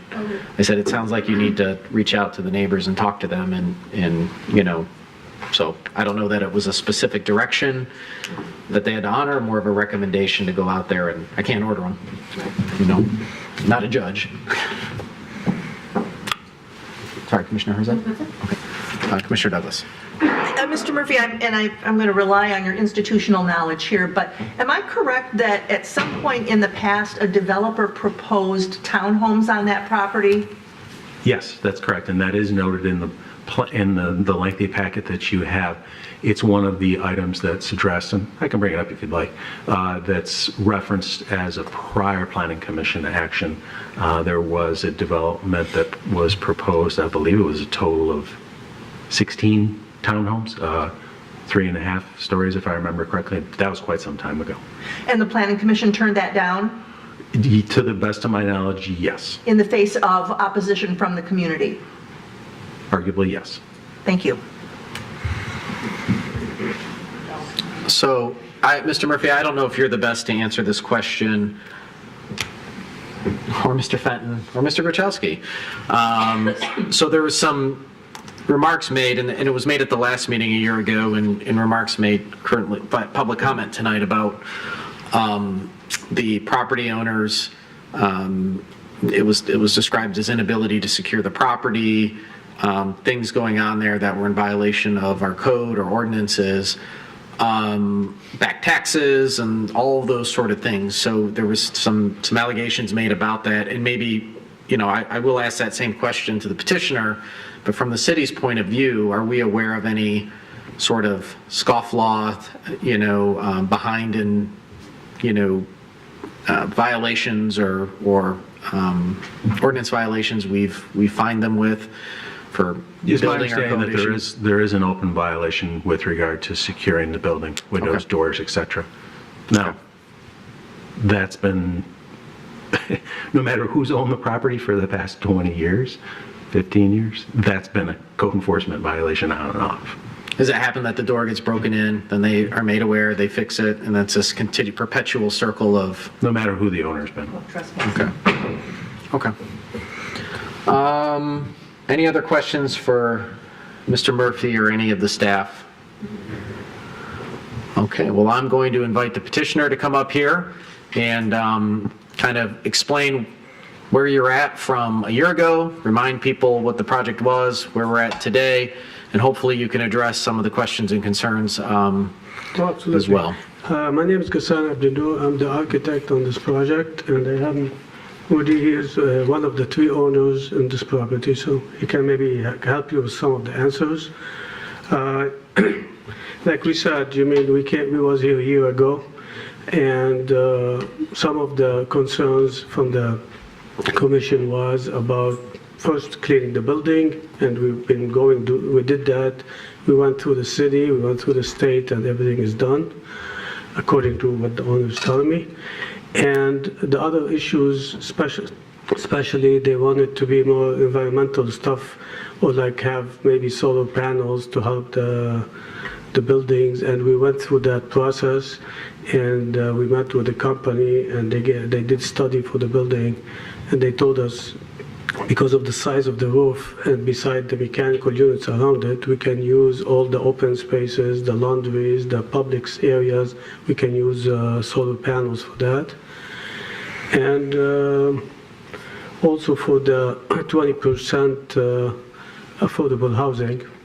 That was one of the questions that was given to us, and we talked to the owners, and we did the study for that, and they're providing with the city for 20% part of the affordable housing. And now we're in the process after the cleanup, if we get the approval, they asked me to start doing construction documents and submit it to the city. So we're in the process of doing, if everything is approved. And I just want to ask if the owner has anything else to say. Usually for the idea of talking to the neighbors, since last year when we came to the meeting and we start fixing the drawings, we worked with the planning department and with the neighbors on the other side of the alley. And we did provide emails between us and the owners, and some of them said they want some trees, some have said they want some screen fencing, and some of them they just want to keep it the way it is. So we did work with them, and we did submit the drawings to the city according to these emails that was actually part of the planning department. So we did our best actually with the neighbors around us, because we were asked, and these are specifically because next to our alley, and we're willing to work with them anything they want. I mean, if they change their mind, they want to put a wood screen fence, they want to put shrubs, they want to put trees, we can work with them still now. But what we have on the landscape plan is what they ask us to put. So we did talk to them, we did work with them, and I don't know if the owner has anything else to say. Good evening, Mayor and Commissioners. How are you? He pretty much addressed everything that I was going to tell you guys. But if you guys have any questions, I'm willing to answer whatever I can. We're three partners. We're Dr. Elder is he's the founder of he's the one that bought the building. He was in partnership with somebody else. He, I guess, from my knowledge, he was trying to get something approved prior. It didn't work out. He put it up for sale because he didn't have any, didn't know what to do. I approached Dr. Elder and told him, we can work with you with the building, and that's where we're at. We have Fairland Construction. They're a reputable company. And that's where we're at right now. And we just, if we can move forward, we would love to. And about the break-ins, every week. As a matter of fact, there's actually somebody that's sitting here that actually broke the door and walked in. We got him on camera. And he's sitting here, and he came up and spoke. This is just like, it's like a cat back and forth. And if you guys want to advance the building and make it better, that's on you guys. If not, I'm sure we could sell it. Whatever you guys want, it's in your hand, really, to be honest with you. We've got multiple offers. So, and we would like to develop it and beautify it.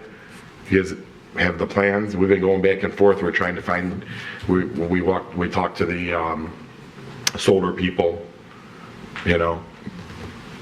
and that's where we're at right now. Okay. Yeah, and by the way, every week we get a call that somebody broke in, no doubt.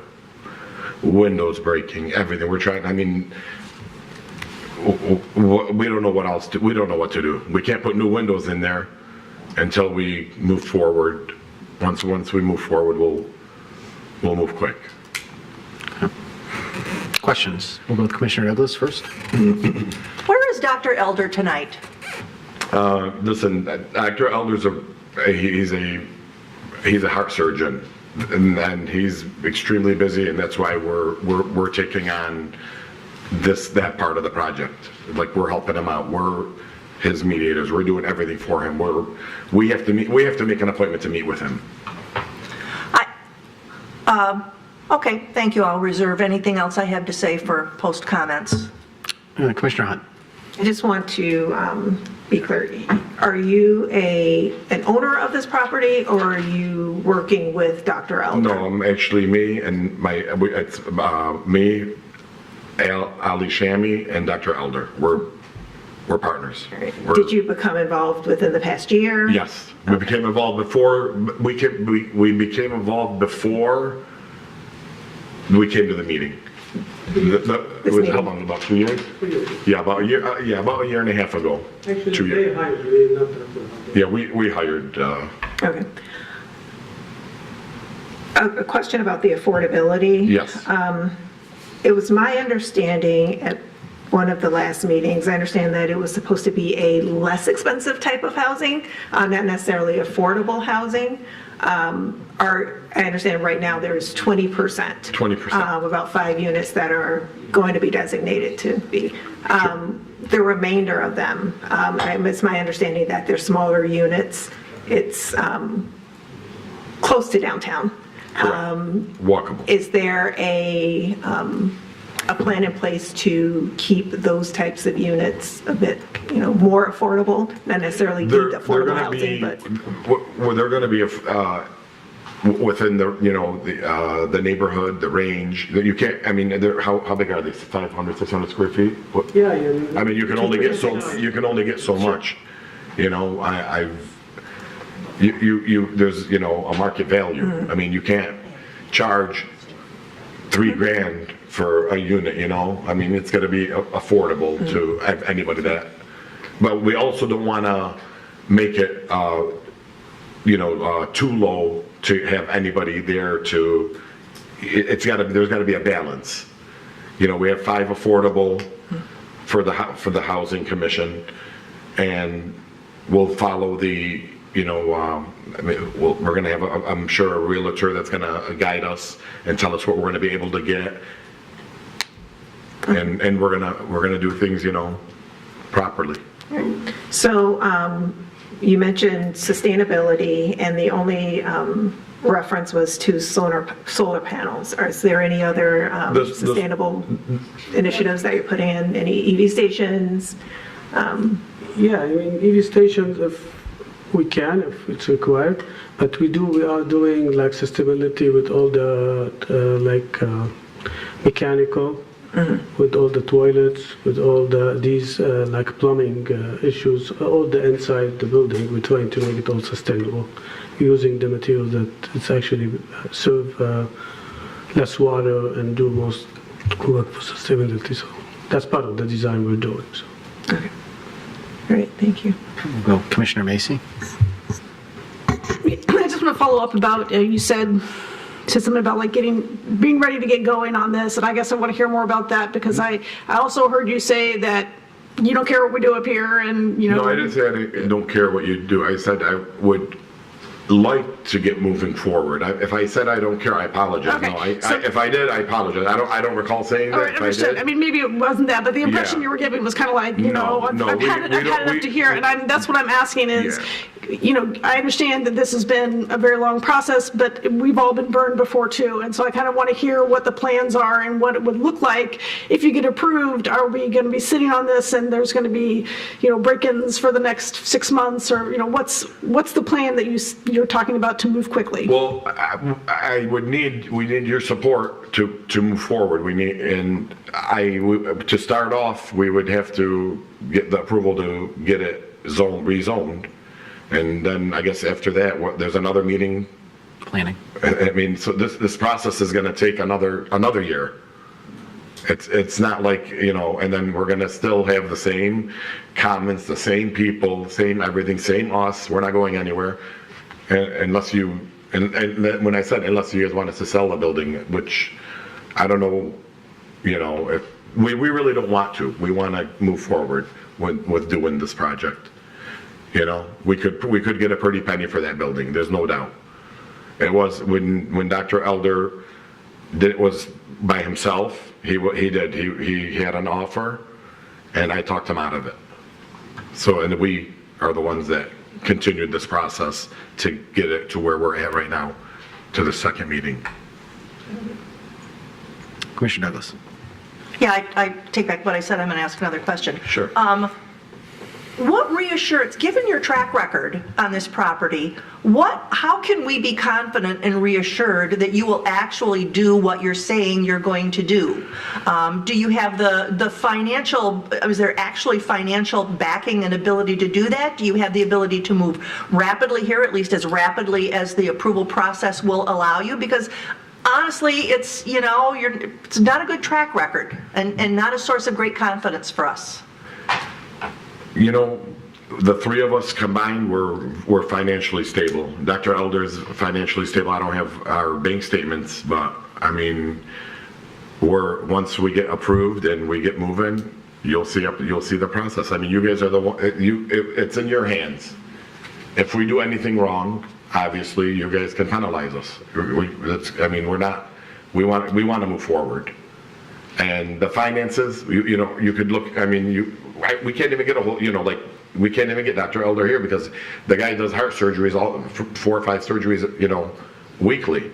It's not like he's not an easy guy to get a hold of. Yeah, they're asking when you start talking to banks. Yeah, but we have money and we're going to get financing too. I mean, yeah, we're of course, our credibility, any bank will take. What other projects have you done like this? I built, we had the project in Milford, 1501 North Milford Road, it's in Oakland County with that project, the DMC Medical Center. That was done by Fairline Construction. That was one of the buildings. Dr. Elder has multiple shopping plazas and centers around town. The other partner, Ally, owns Home City Properties. Have you done adaptive reuse projects like this one? Revamping housing, condo or buildings into housing. I'm sorry. Are you revamping the housing, like making it into condos? Is that what you're asking? Any sort of project that Of takes an course. existing building and revamps it. We've done a smaller one, like just small units, Yeah, we haven't done anything this big. No, not like 25. No, we haven't. So, all right, thank you. Yes. Other questions? Commissioner Cheatham. I appreciate that you say that you're ready to move quickly on this. Can you tell me a little bit about why it's been a year since you've been here? Honestly, I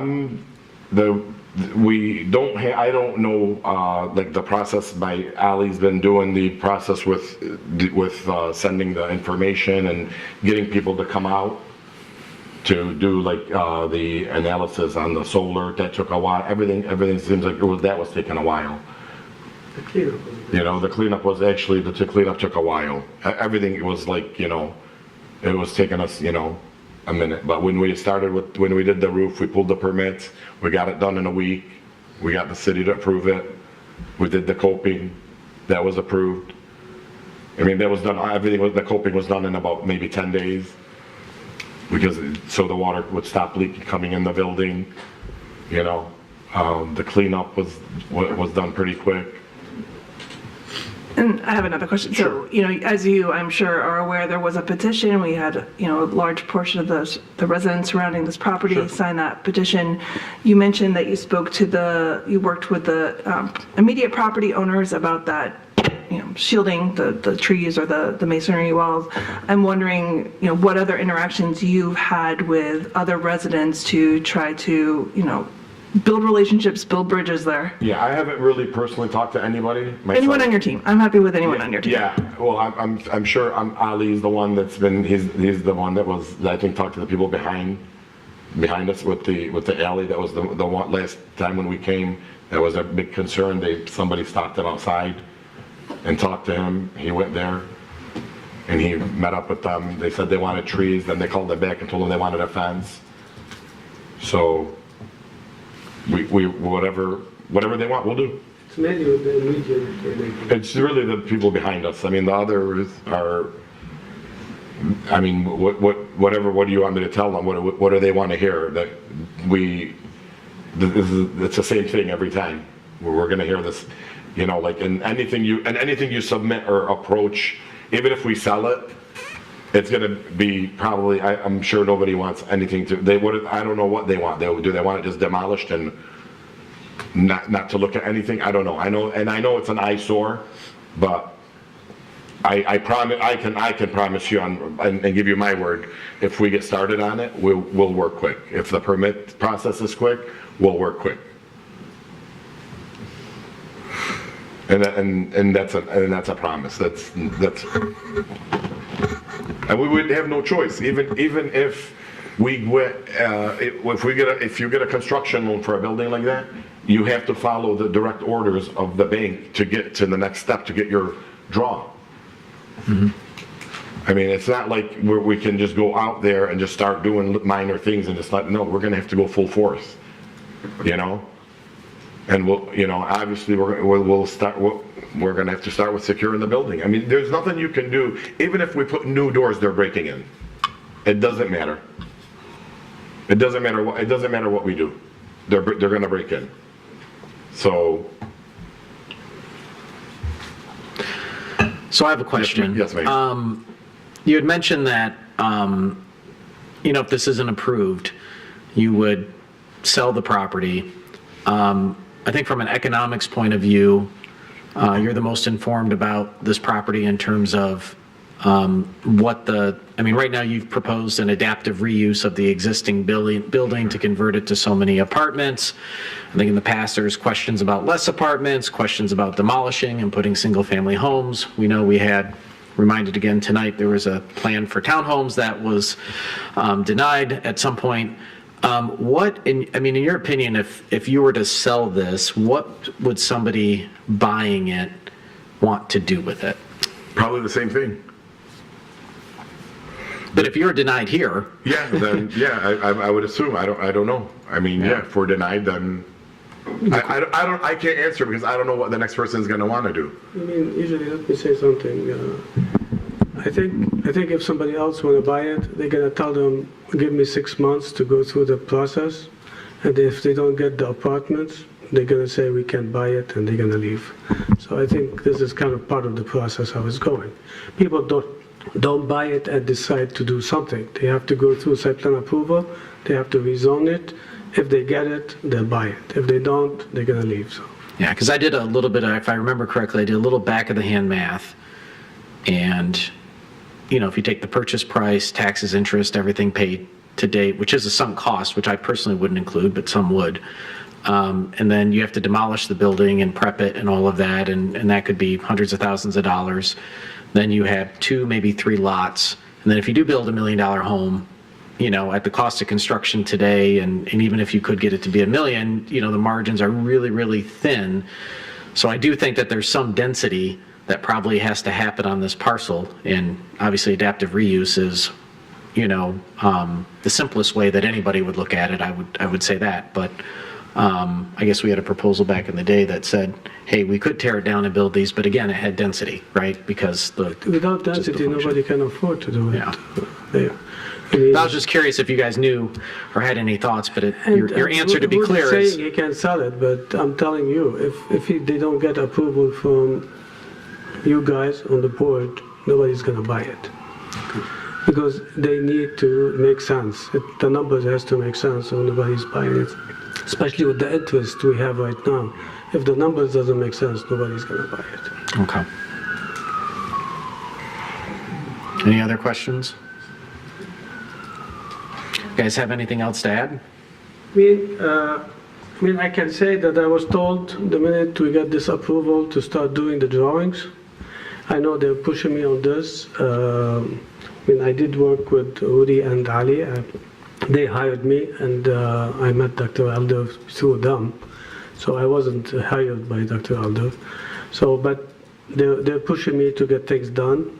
They asked me the last 4 weeks after they talked about the study for the solar energy, I added it on my drawings. I worked with the planning department. I sent it to them, and we provided all the information. And every time they get something one step up, they ask me to work with the city. So from my part, I think they're pushing me hard to get things done. And eventually we're hoping your approvals to make things work. If it doesn't, it's gonna stop. Okay. All right. Thank you, gentlemen. Thank you. Okay, discussion on this side of the table.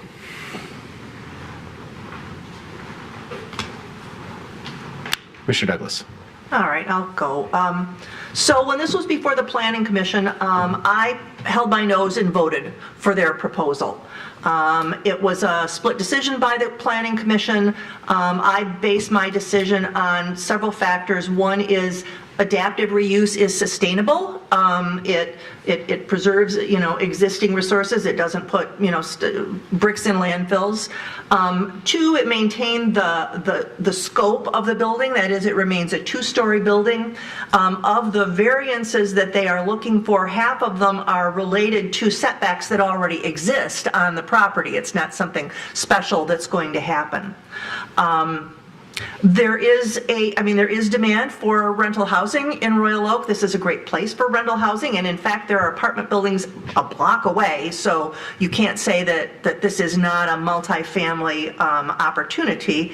And it's right off Woodward, so it's right off a bus route, very easy for people to access our downtown. So as I said, I held my nose and voted for this because the track record of the developers was abysmal, and I'm very sympathetic to the problems that the neighbors have encountered. Community engagement often, not just talking to the people who are right behind the building, but explaining to and hiring PR people if you have to help people in the neighborhood understand your capabilities and your genuine commitment to doing the right thing and making this an asset to the neighborhood is an opportunity that you've completely missed. I appreciate the fact that Dr. Elder is a busy man. We're all busy people, but his lack of appearance at any of these discussions leaves me with no faith that the person at the head of this project, who clearly is banging his fist on the table and trying to make sure things happen and is committed enough to the project to show up and advocate for it here. And so I look forward to hearing what my fellow commissioners say, but I'm looking at a no vote.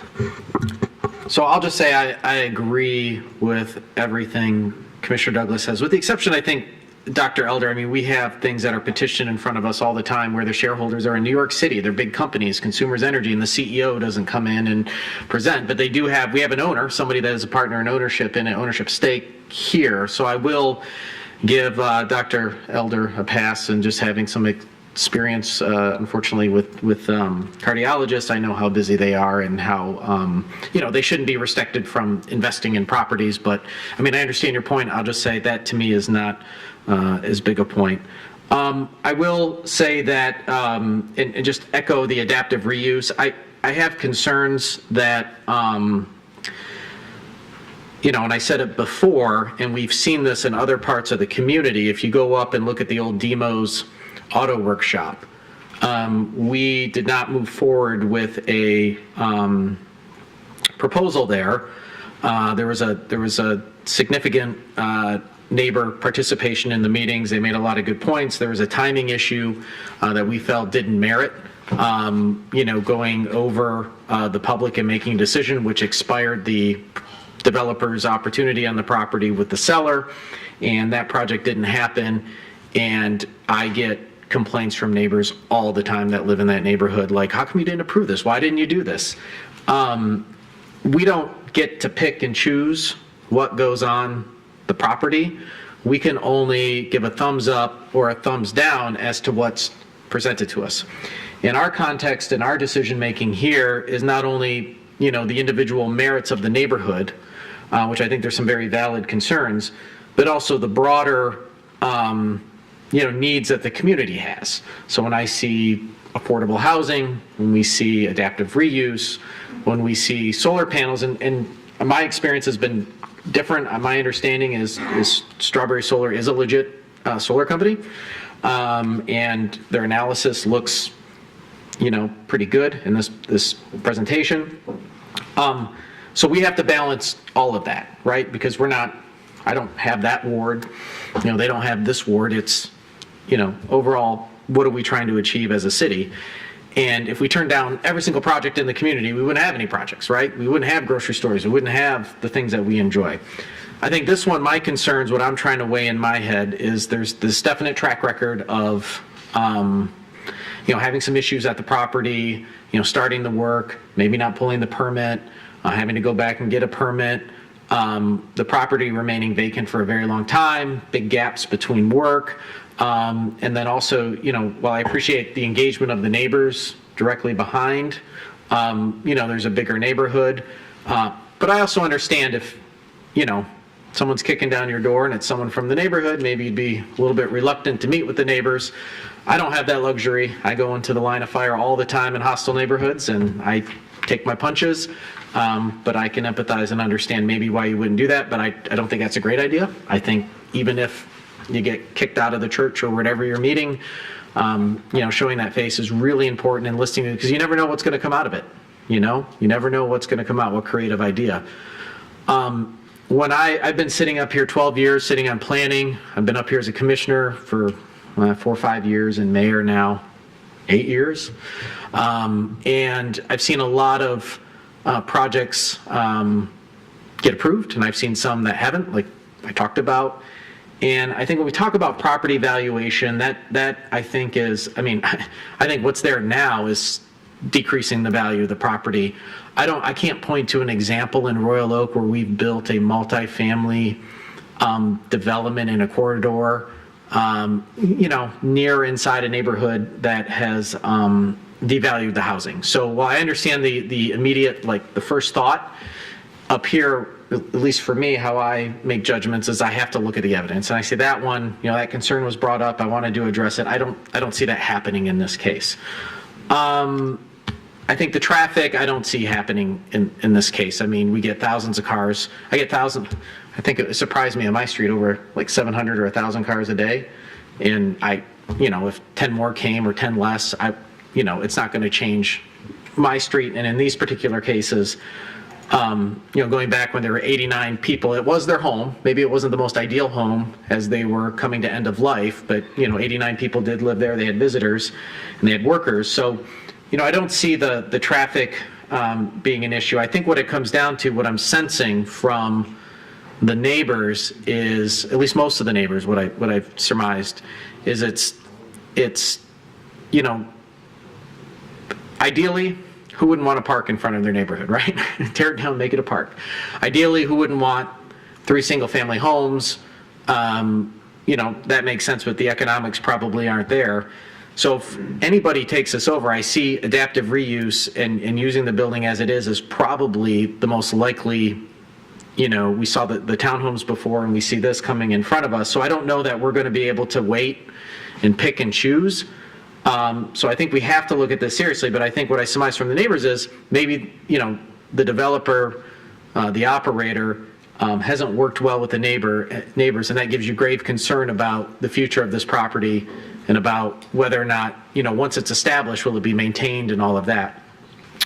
But I'll also argue we still have codes, and we have code enforcement officers, and if there's anything, once it's established, whoever it is now or 10 years from now, someone develops it, or I don't know how this is going to go, that could create a situation where, just like anywhere else in the city, code gets called and they have to be enforced, and there's a whole system set up for that. Some of the parking issues, I think that, and I'll ask Mr. Grachowski if this is correct, but I imagine that the petitioner can put in their lease agreements that if you're parking on those spots in the back, you have to have a vehicle that's under, the vehicle parking spot only handles, it may not be honored all the time, but as part of the tenant agreement, you can, like compact car parking. You can't park your Ford F-150 in the compact car parking. Correct. The landlord would be free to contract with their tenants over parking issues and certain sizes. It's not something that, because we wouldn't be involved in. Yeah, we wouldn't be involved in it. They could potentially do something other than like ticketing. that.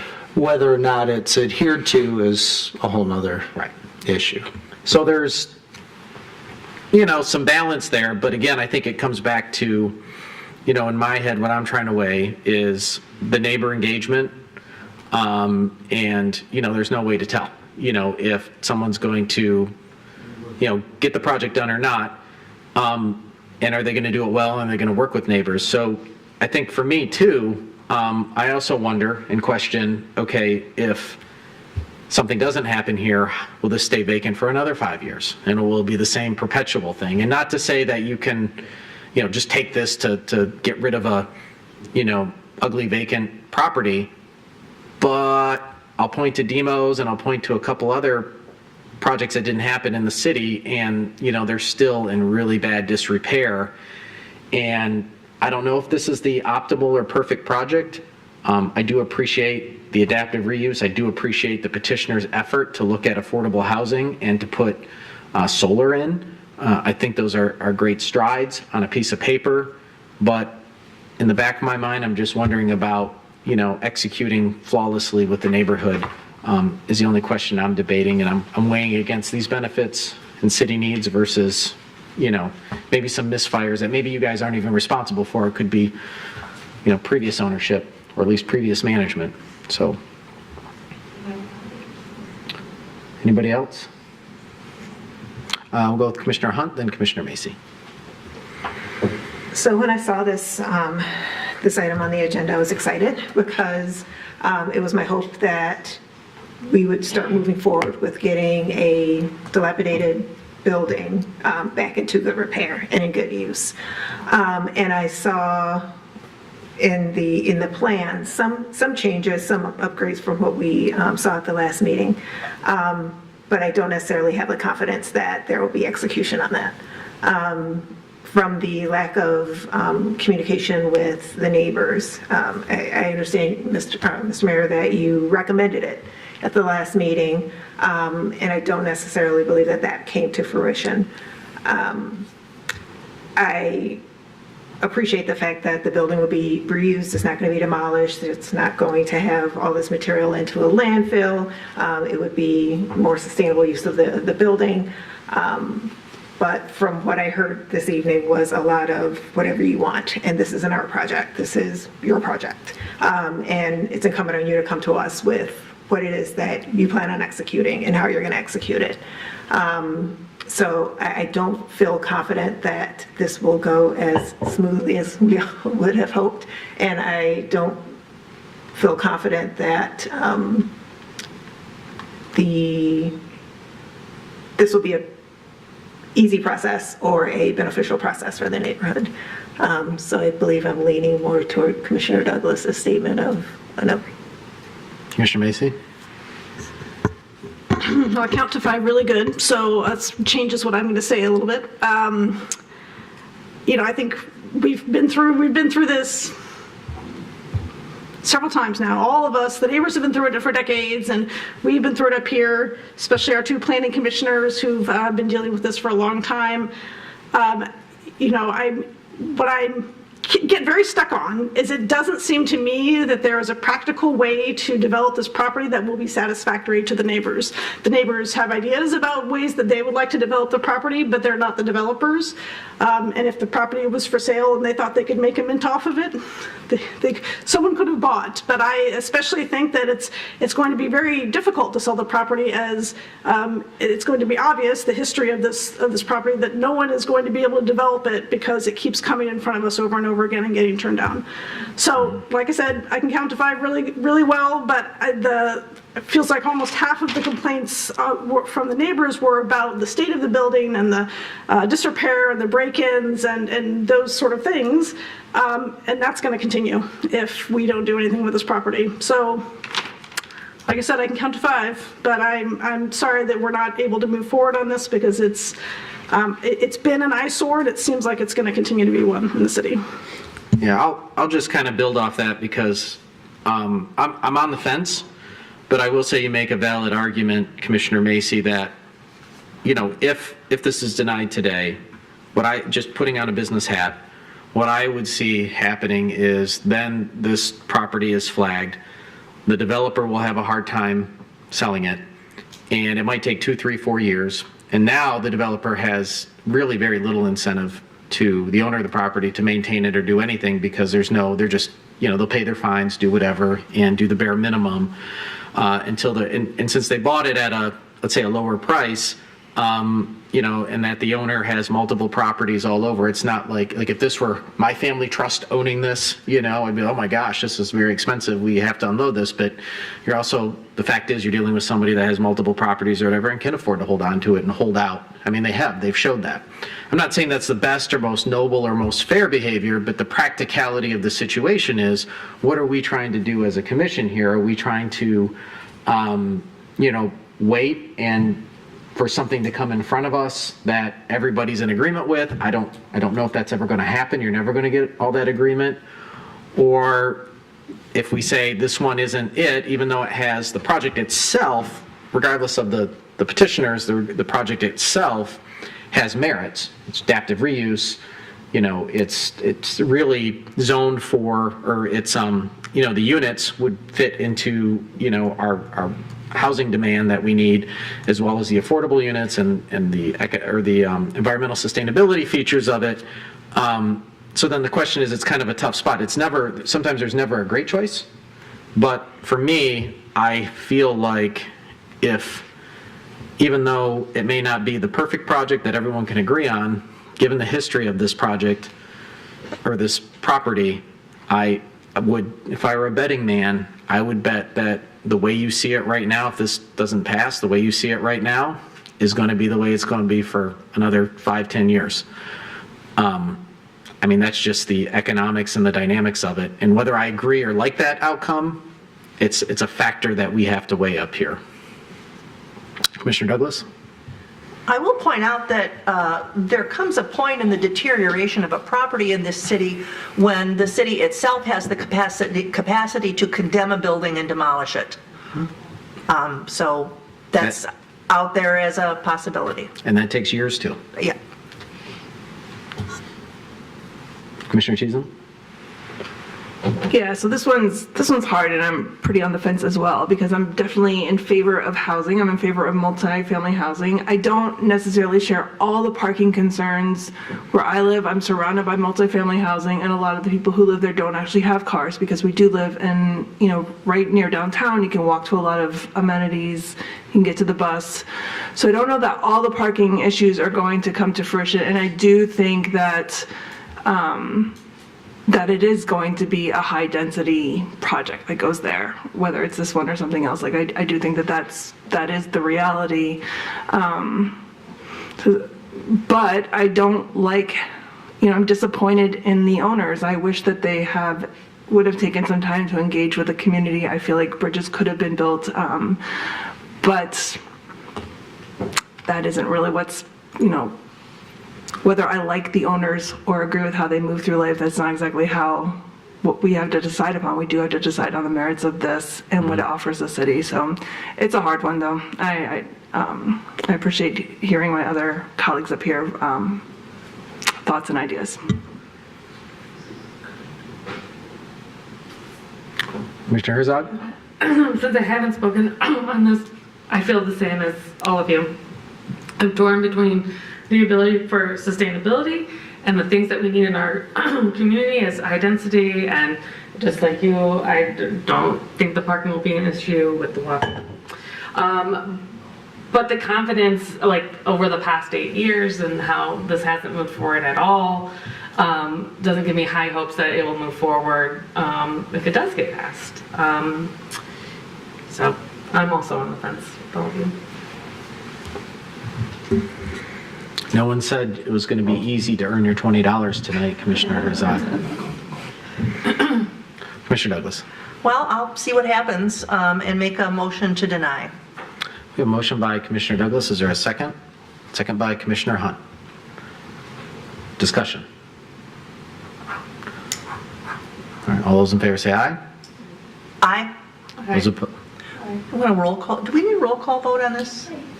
Well, I can. All those in favor say aye. Aye. Those opposed? No. So I think it passes. Okay. 4 to 3? The denial passes. The denial passes. Okay. 1, 2. I'm trying to do a count without Randy. 4 to 2. Okay. All right. So maybe Mr. Murphy, you can talk about what happens next. I mean, the project then is, unless the petitioner has the right to come back in a year after a denial, or conditional zoning request is different than specific provisions in the ordinance which refer to zoning board of appeals cases or site special land uses that are denied. Those are specifically a year. There is nothing in the city zoning ordinance that would prohibit them from coming back with something different for you I think they'll hopefully absorb what happened tonight, and they'll make their decision to move forward in which direction they choose to, and if they decide to come back, staff will be there for them. All right, tough news, gentlemen. Good luck. All right. That brings us to, I think we're on item 12, right? Yes. Consideration of ordinance to rezone 3915 Crooks Road to PUD, first reading. Mr. Murphy. The petitioner owns the property, which includes 2 buildings and contains a total of 11 apartments. They're seeking to rezone the property from multifamily residential to planned unit development, and they've elected to choose this PUD process as an alternative route of approval. The PUDs must demonstrate compliance with some very specific criteria outlined in the zoning ordinance. The petitioner has given you a written statement with regard to those criteria. Hey guys, can we take the conversations outside? We're having a hard time hearing. Thank you. So the petitioner has provided you with a written statement with regard to the criteria that's in the PUD. I think they can speak further to that tonight since they're here. And the petitioner has voluntarily offered to incorporate several different items into their project that address your previously approved community benefits guidelines. More specifically, they are looking to install 15 electric vehicle charging stations. They'll have LED lighting, electric heat pumps. They also claim to have some landscaping that does not require as much water, perhaps, as an irrigation system for otherwise landscaping. They can go over that as well. The Planning Commission did review and recommends approval to construct this 3.5-story building, which will contain 30 units. All of the units in the building will be studio units, and there'll be 34 parking spaces on site. There's a row parking that is directly underneath the building, an aisleway, and parking spaces on the north side of the property. The proposal does deviate from numerous provisions in the zoning ordinance with regard to multifamily standards, including building height, the density of the development, the lot size, the minimum number of parking spaces, and landscaping provisions. The Planning Commission did approve the landscaping plan as shown. There is a loss of total diameter at breast height trees. So the existing trees are on the site equate to 49 inches, the 4 trees equate to 49 inches in total diameter, and all of the 7 trees that are presented on the site plan equate to 21 inches. So there is a deficiency. The Planning Commission approved it as is. They did not recommend any modifications or contributions to the city's tree planting program based on that. So that's maybe a conversation that you'd like to have with the petitioner as well. And there's several different options available to you, including if you do choose to move forward on first reading, there is a suggested resolution. Obviously, they would be back in front of you for a second reading, and that would include a written development agreement that would incorporate these deviations as well as make the specific reference to the community benefits that they are proposing to provide, and of course the drawings as well. Questions for Mr. Murphy? No questions for Mr. Murphy? Pretty self-explanatory. All right. Petitioners.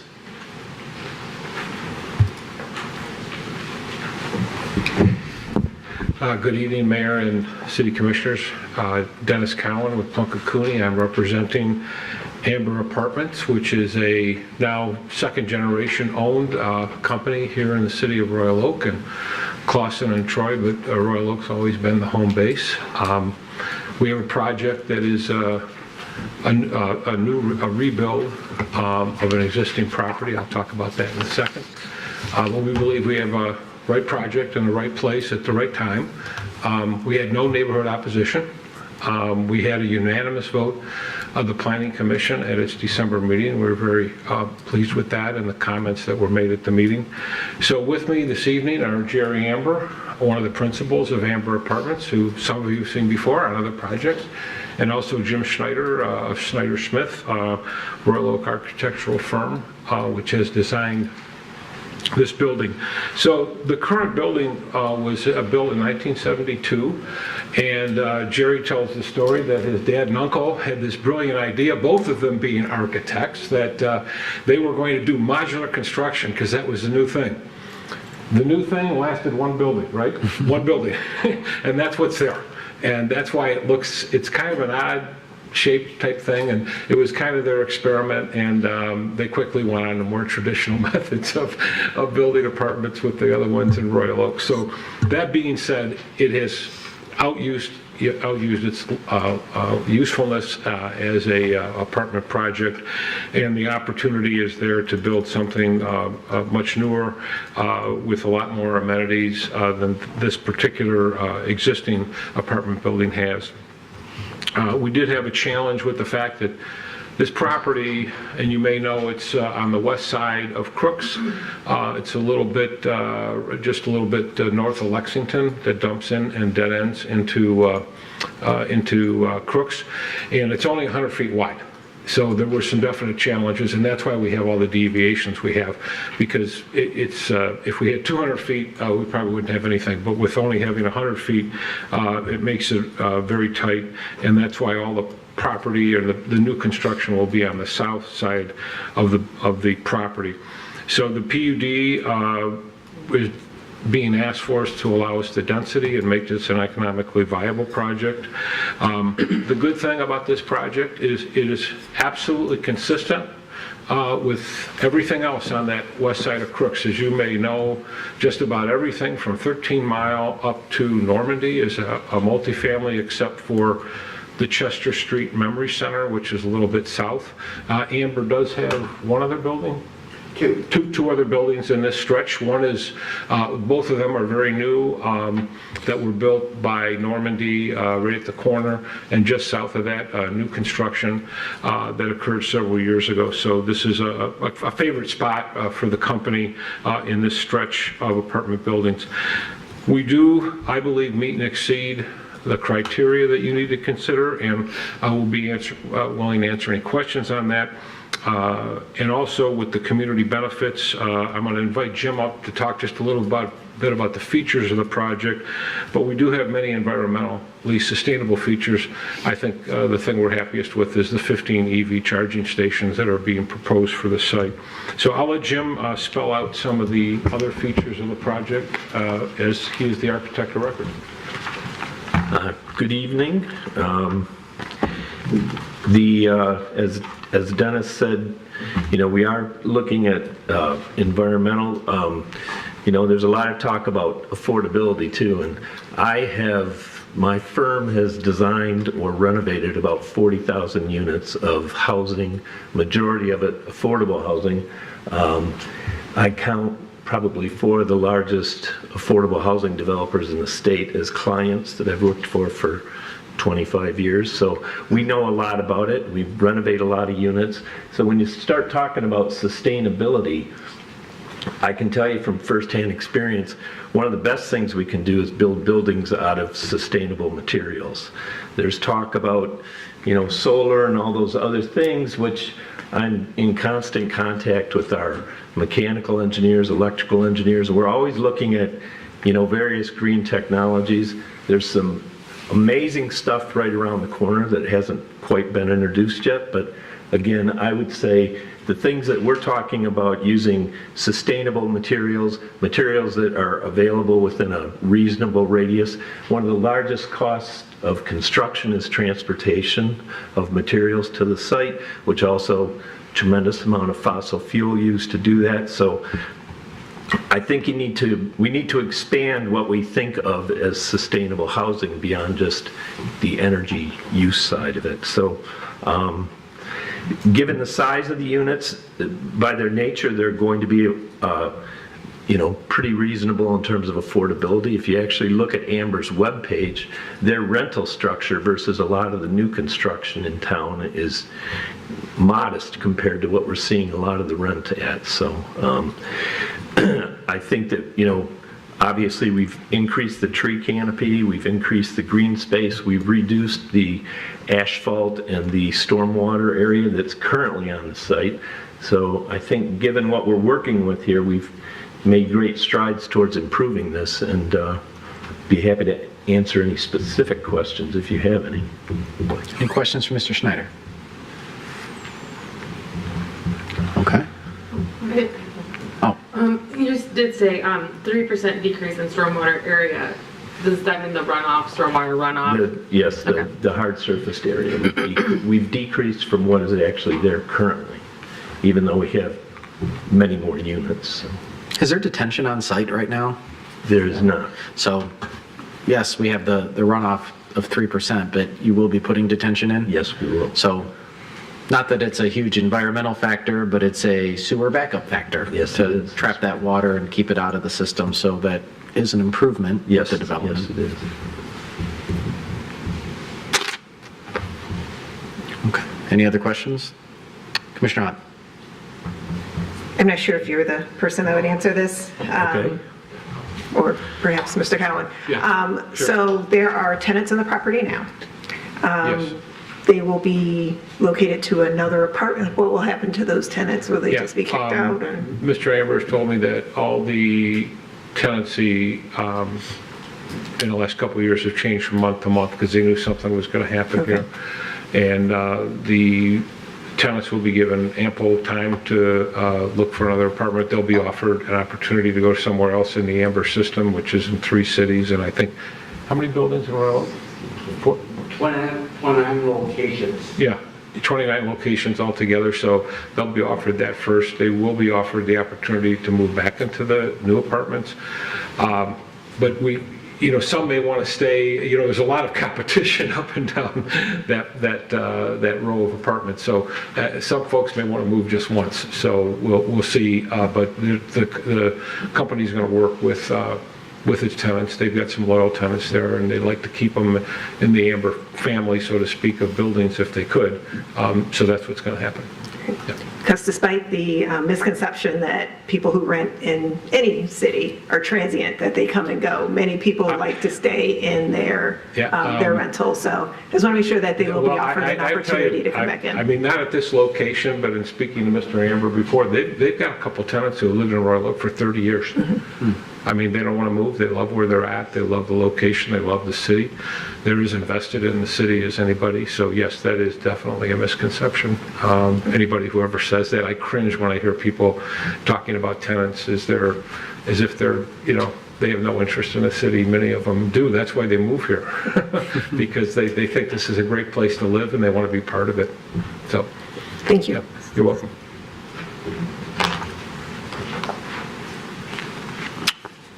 I think that might be all the questions, sir.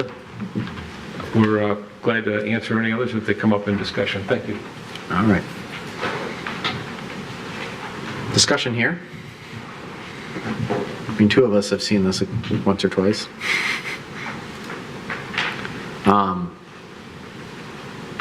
Maybe I'll kick it off and say, I think if you look at what's there today, it was a great attempt at a concept many years ago, as the petitioner said. There was a reason why it was abandoned in the 1960s. Moving forward, certainly this is an upgrade. We're getting 3% reduction in stormwater runoff, but in the weird math that goes on in my brain, you're adding so many more units, which would have been built on virgin land or, whether it's here or anywhere else in the region. So I think, anytime you have this sort of density in an area that is already full of this type of density with the petitioner's own properties in this area, seems to make a lot of sense to me. Maybe different from other conversations we've had. I will say that the developer operator has a proven track record since 1960, and even as of recent, with the development on 11 Mile, which is near my neighborhood, there's been no issues. It's kept tidy. looks nice and filled up quicker than you could imagine. So I think when we looked at this at planning, I supported it then and I support it now. Commissioner Macy. Thought of a question. So when will this start and how, if at all, will it impact Crooks Road, which is not going to be under construction starting now until October?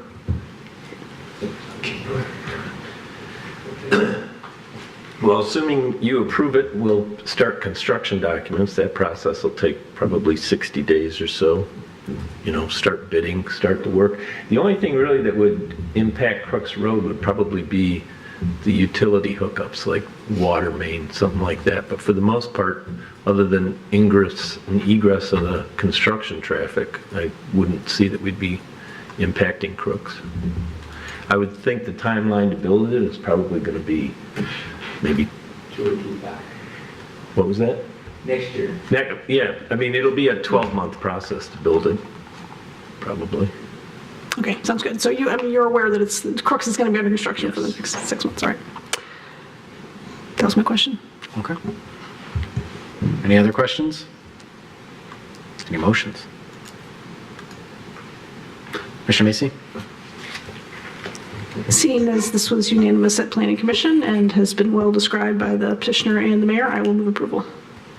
A motion by Commissioner Macy. Is there a second? Second by Commissioner Herzog.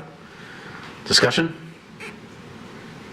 Yes, the Planning Commission is amazing, and we are, the planning geniuses of these four corners, so that's a very good justification. Okay, all right, no other discussion? All right, I'll call for the vote. All those in favor say aye. Aye. Those opposed? Motion passes. All right, good luck, gentlemen. Mr. Mayor, could I, just one item that you, just real quick, I just want to give Commission an update. Gatsby Cannabis up near Myers will be applying for their C of O, not final, because next week. Okay. So we're hopeful in April they will be able to open, given the state process. But I wanted to let you know, I didn't know if there was going to be any discussion on the extension, but I wanted to let you all know that, and they did too. And thank you very much for all the support of their project. And thank you for the update.